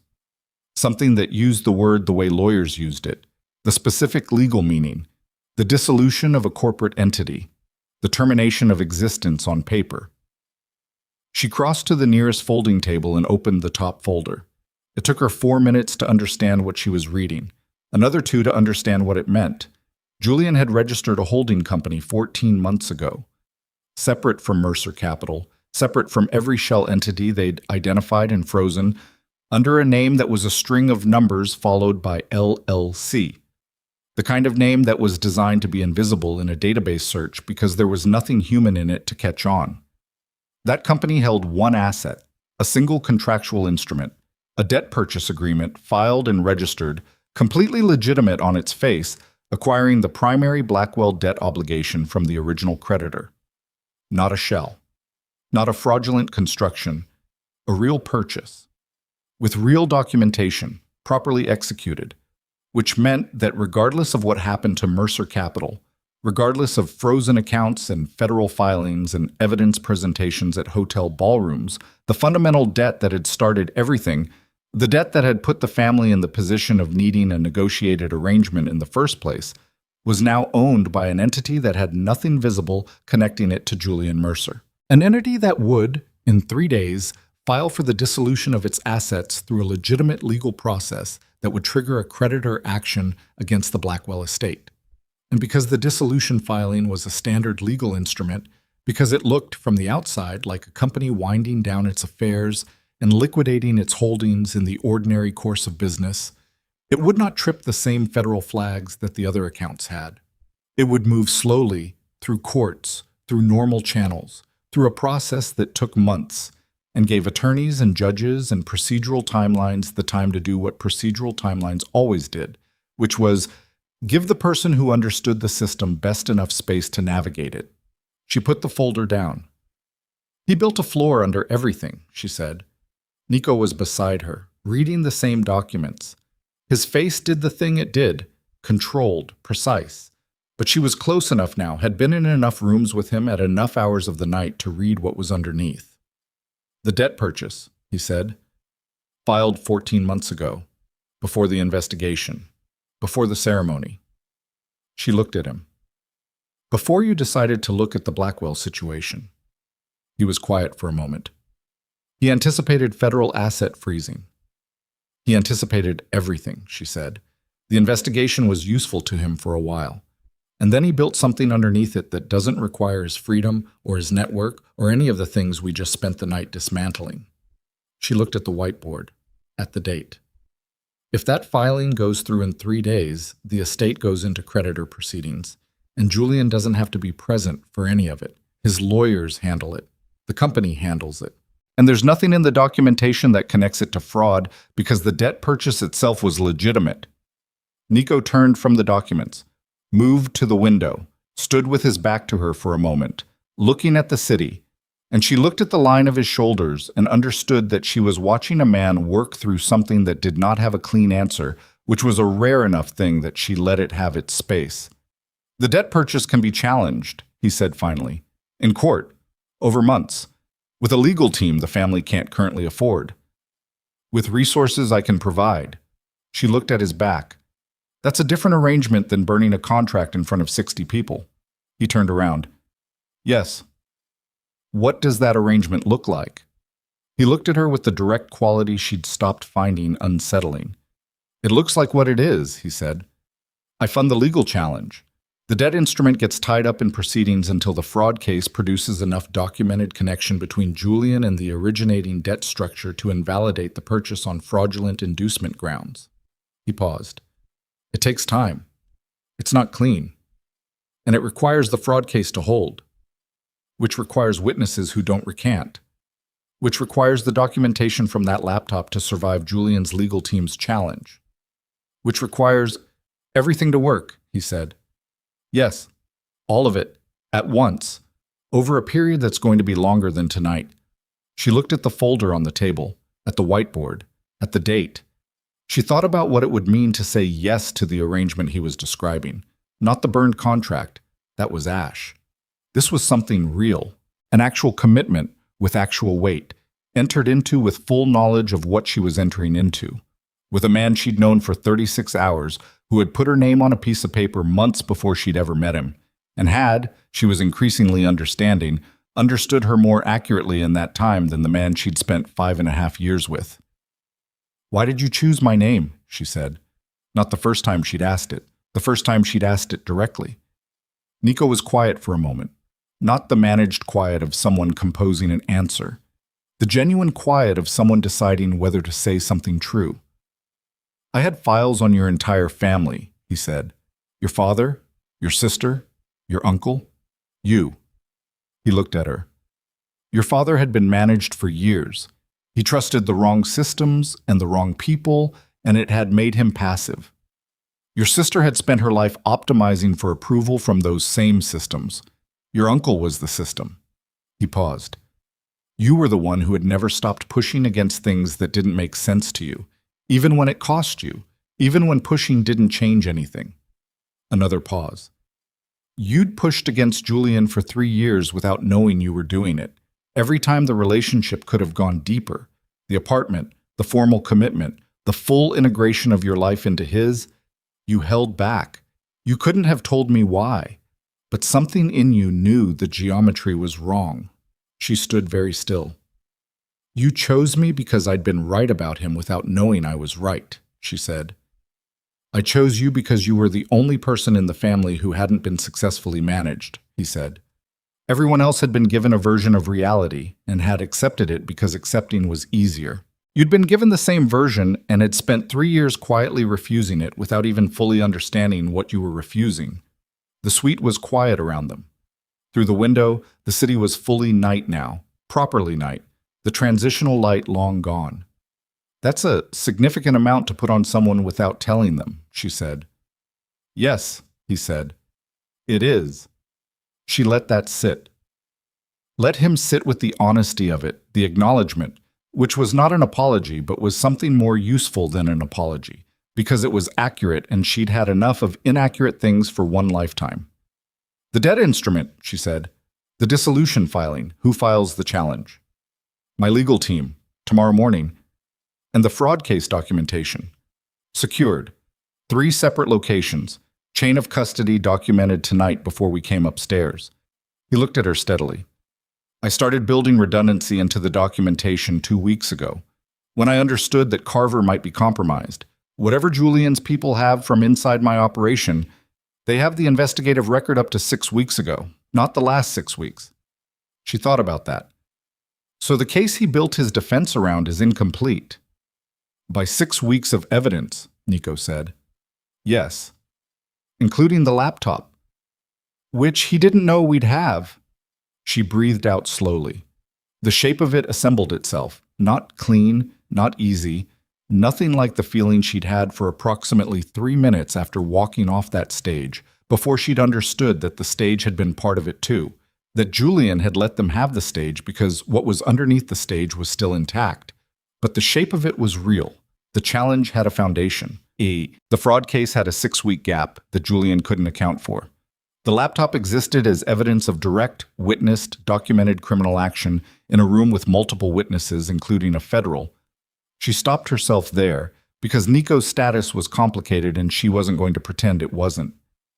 "There are things about you," she said, "that I'm going to need to understand eventually."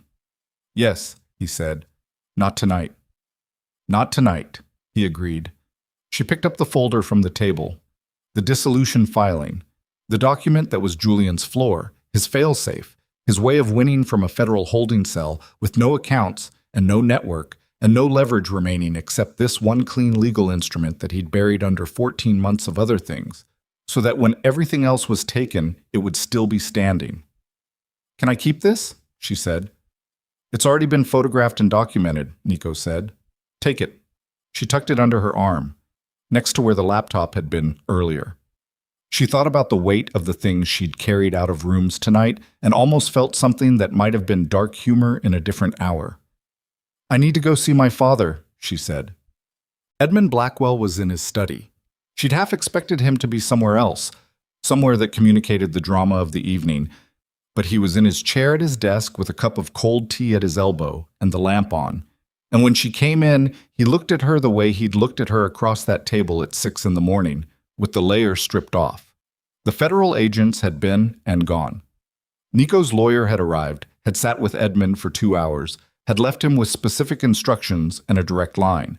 Edmund had, apparently, given a full and cooperative account of everything that had happened in his study, which matched everything Elara and Nico could corroborate, which meant his position was as solid as it could be at 10:30 at night after the strangest day of his life. She set the folder on his desk. He looked at it, read the cover page, looked up at her. "He still has a play," Edmund said. "He still has a play," she confirmed. "But it's slower now. It goes through courts. It takes months. And we have—" She stopped, thought about how to frame what they had. "We have people working on it." Edmund nodded. He looked at the folder for another moment, and then he looked at his hands. "Graham called," he said. She stared. "From where?" "He's in federal custody. They allowed him a call. He called me."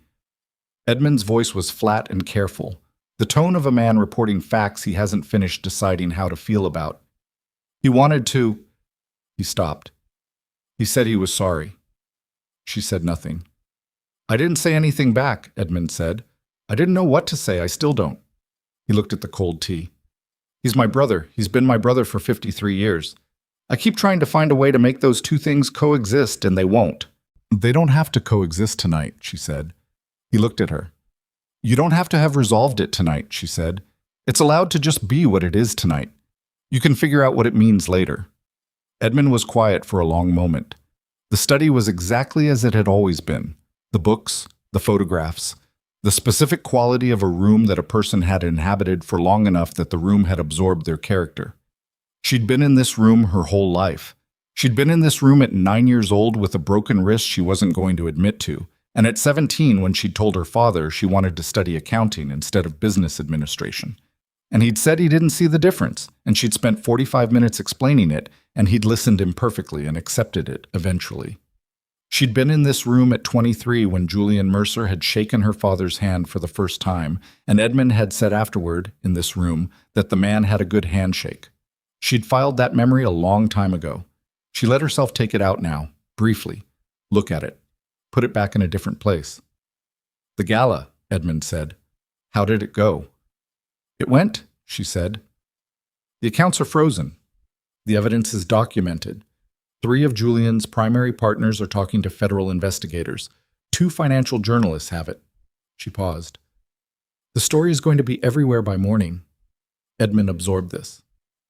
"The family name is going to be in the story," she said. "Prominently, as victims of a sustained fraud." She looked at him. "Not as perpetrators. The narrative is specific and documented and does not leave room for the version Julian was building." "You made sure of that." "I made sure of that." He looked at her for a long moment. "Your grandfather used to say that the Blackwell name was the most valuable asset the company had. He said it 3 times a year minimum. I always thought he was being sentimental." He paused. "I spent 40 years building a company, and my brother spent 5 years dismantling it, and you spent 1 night. 1 night—" He stopped. His voice had done something at the edge of the word night, and he was managing it back. 1 night putting it in a place where it might survive. "Don't make it heroic," she said. "I was angry. I did the thing the anger made possible. That's not all it was." "No," she admitted. "But it's part of it." He stood up. He was 61 and moved like it tonight in a way he usually didn't, the weight of the day visible in how he got out of the chair. He stood in front of her and looked at her with the stripped face, and she let him look. He put one hand on her shoulder. That was all. He didn't say anything else. She understood that he was trying to communicate something that he didn't have language for, and she understood it, and she let herself receive it without requiring it to be more than it was. "Go home," he said. "I will." "Actually go. Not to an office with files." "Noted." He almost smiled. "Elara." "I know," she said. "I will." She left the folder on his desk. Evidence of what was still coming, but his to hold now. His problem to carry his share of. He was capable of carrying it. She was done carrying things for people who were capable of carrying their own. Done. She didn't go home. Not immediately. She walked down from the house into the residential streets below, moving without a specific destination in the way she moved when she needed to let her body do the thinking. The night was cold and clear, and she walked for 40 minutes through streets that were quiet in the specific weekend late-night way, and at some point she stopped on a corner and looked at the city skyline and breathed. Julian was in federal custody. The accounts were frozen. The evidence was documented and redundant and held by enough separate parties that no single point of failure could erase it. The fraud case was imperfect. The gaps were real, the dissolution filing was real, the months ahead were real. But the foundation was real too. The laptop was real. The witnesses from tonight were real. The documentation that Nico's people had spent 6 weeks building while Julian's internal source was looking at the previous 6 months, that was real. It was enough. Not clean, not complete, but enough to build on, which was the most honest version of victory available in situations that had been built by someone who understood that clean victories were for people who weren't paying close enough attention. She stood on the corner and let herself feel the exhaustion properly for the first time. Let it come up through her feet from the ground, 20 hours of it, the garden and the archive and the back wall and the car and the corridor and the stage. All of it. She stood in it and didn't manage it for approximately 3 minutes, and then she took a breath and it moved to a place where it was still present but no longer in charge. Her phone buzzed. Nico. She looked at the screen for a moment before she answered. "Are you home?" he said. "Not yet." "Where?" She told him the cross streets. A pause. "I'm 8 blocks from there," he said. She didn't say anything. "I'll walk," he said. She waited on the corner. The city moved around her, a cab, a couple, a man walking a dog, who looked at her with the complete disinterest of a dog that had somewhere to be. She looked at the skyline. She'd looked at it from the garden of her family's house 24 hours ago, and it had looked the same and meant something completely different, which was the specific quality of cities. They don't adjust their appearance to the situation. You bring the meaning, they just hold it. She heard him before she saw him. Footsteps on the quiet street, the particular cadence of a man who walks like he has a destination. He came around the corner and stopped beside her and looked at what she was looking at, which was the skyline and the lights and the specific quality of a city at past midnight that had been inhabited and fought over and built up and corrupted and rebuilt again approximately 1,000 times before either of them arrived in it. They stood there for a moment without saying anything. "The lawyers file the dissolution challenge at 8 a.m., he said. "Okay." "The fraud documentation goes to the federal prosecutor's office at 9. "Okay." "After that," he paused. "It moves the way these things move, which is slowly and expensively and without any guarantees about the timeline." "I know," she said. "The family will be—" He stopped, tried again. "The next several months will be difficult in specific ways that are less dramatic than tonight and more sustained." "I know," she said again. "I want to be clear about what I'm offering," he said. "The legal resources, the continued investigation support, the challenge filing." He looked at the skyline. "It's not contingent on anything. It doesn't come with requirements." She looked at him, at his profile against the city light. The man who had put her name on a piece of paper and built an operation around a bet about her character, and had been, she was increasingly compelled to acknowledge, correct in his assessment, which was its own kind of unsettling thing to sit with. "Who are you?" she said. Not the question she'd been managing since the cathedral. The actual question. He looked at her. "Someone who has been doing things I believed were necessary for long enough that the line between necessary and chosen has become difficult to locate." "That's not an answer." "It's the most accurate one I have tonight." She looked at him. "The things you do, the organization, the methods." "Real," he said. "All of it. And the people you've hurt."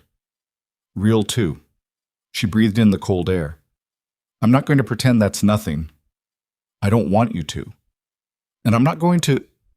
She stopped, chose the words with care. I'm not going to build something on the same foundation I just spent 20 hours dismantling, which means I need to understand what I'm standing on before I stand on it. That's fair, he said. It's going to take time. I have time, he said. She looked at the skyline. He looked at it too. The city held its shape against the dark, lit and indifferent, and permanent in the way that cities feel permanent even when you know they aren't. My father asked me when I became like this, she said. What did you tell him? Nothing. I didn't have an answer. She was quiet for a moment. I think it was always there. I think I spent a long time trying to be other things, because being this way, the way I actually am, didn't seem like it would be wanted. I tried to be the kind of person Julian wanted, which was someone with edges filed down, someone whose instincts could be managed. He couldn't manage them, Nico said. No, he couldn't. She almost smiled. Not quite. He thought he could account for them, but you can't account for something if you can't actually see it clearly. He never saw me clearly. He saw a woman he could use. She paused. You saw the same woman and decided she was useful in a completely different sense. I decided she was capable, he said. It's different. How? Using someone, he said carefully, is when you see their capacity and you extract from it what serves you. Believing someone is capable is when you see their capacity and you create conditions where it can function fully. He looked at her. I burned the contract because I wanted you in the room as a person, not a piece. She stood with that. Let it be what it was, true, and also the words of a man who was very good at accurate language and understood the difference between accurate language and completely uncomplicated intention. You still put my name on the paper without asking, she said. I did. That's something we'd need to talk about eventually. Yes, he said. It is. She nodded. The city breathed around them.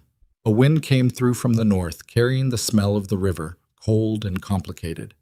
She thought about Graham in a holding cell and her father at his desk with cold tea. She thought about Diane, who had known something and had not said it and was going to have to carry that and figure out where it fit alongside being a person she presumably wanted to be. She thought about Martin Lowe on the stage, notes in hand, comprehending nothing. She thought about the man in the third row with his phone and his position in Julian's network, and the expression on his face when he understood that the accounts were gone.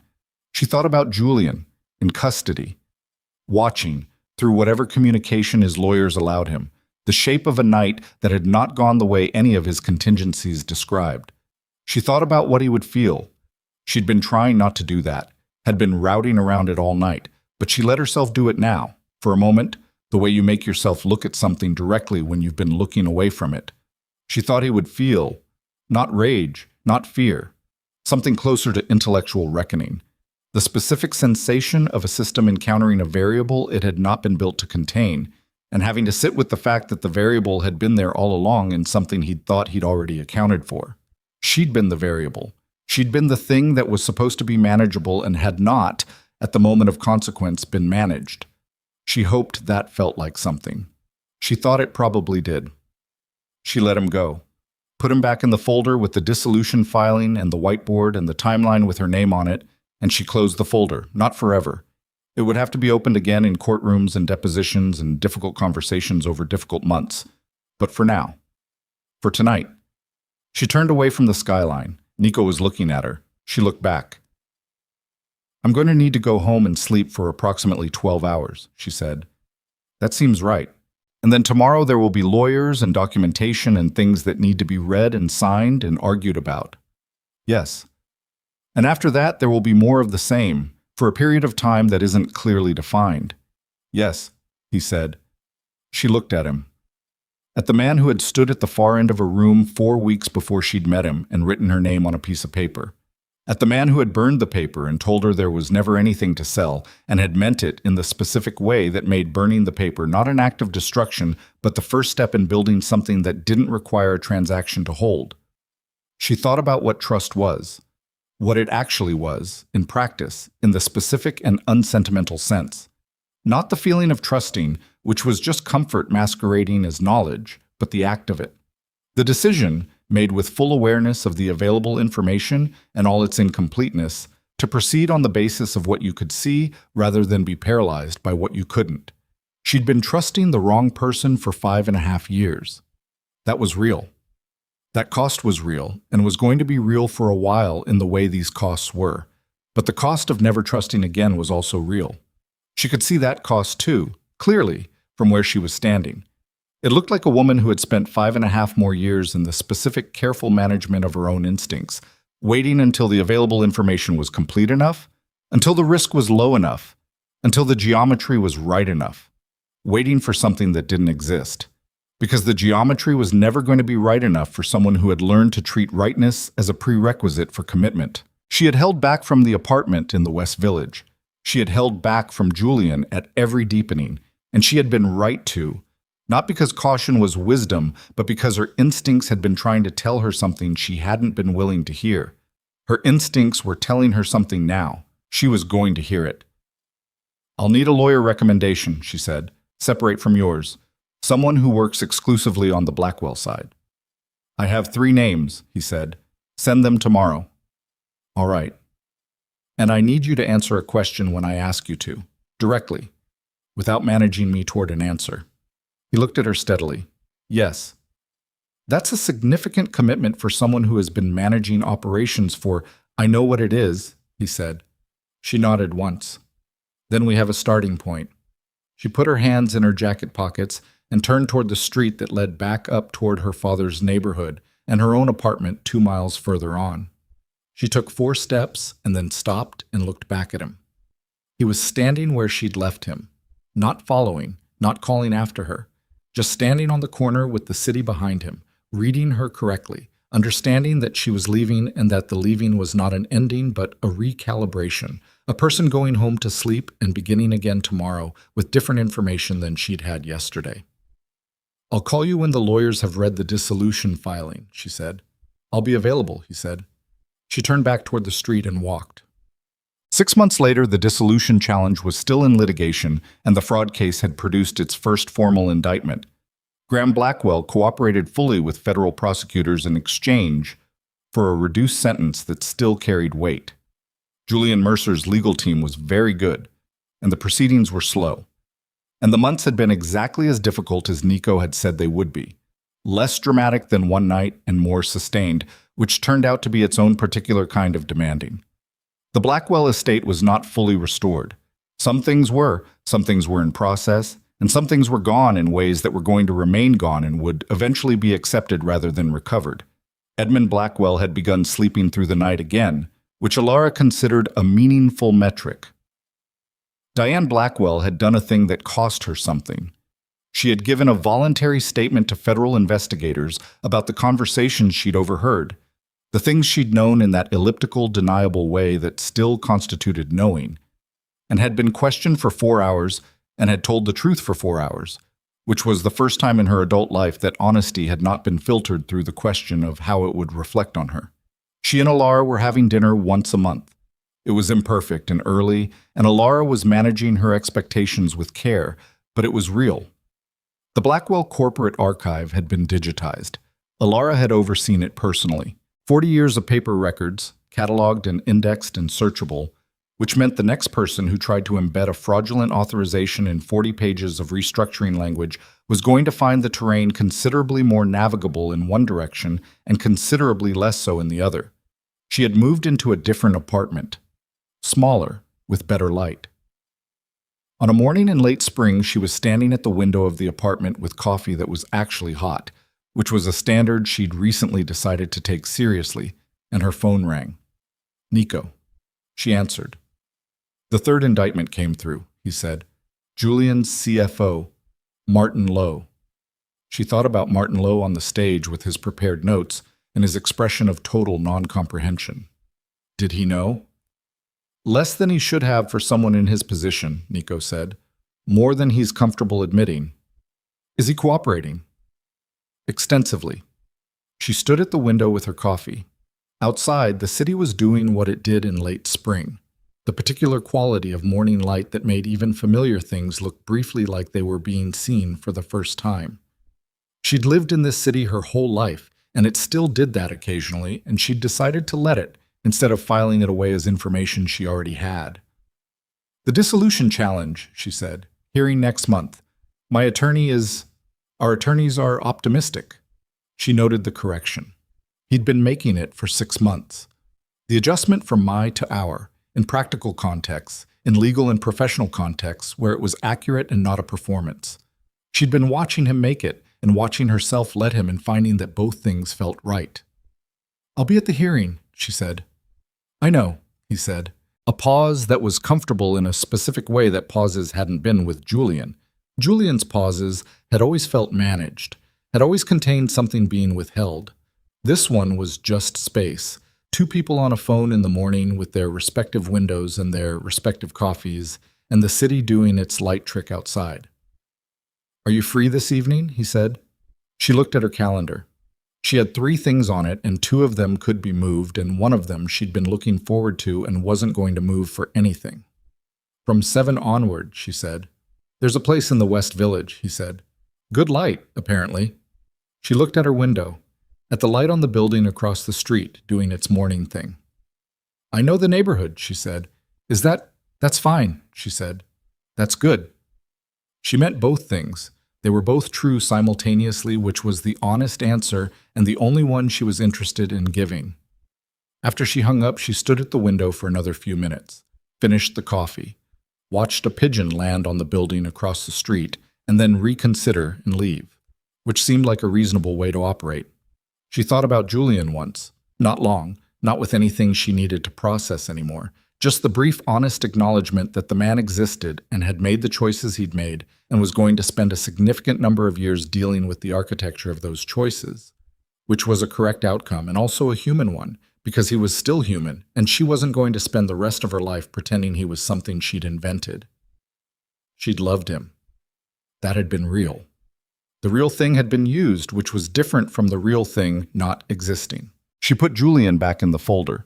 She rinsed her coffee cup, put on her jacket, picked up her bag, which contained a laptop and a notebook and a legal brief she needed to read before 9 a.m. and a pen she'd had for 4 years and liked. She locked the apartment door behind her and took the stairs down and pushed out into the morning, and the city received her the way it always did, without ceremony, without adjustment, in the way of something that has been here longer than you and will be here after you and is, in its indifferent continuity, a kind of company. She walked toward the day. The light was very good,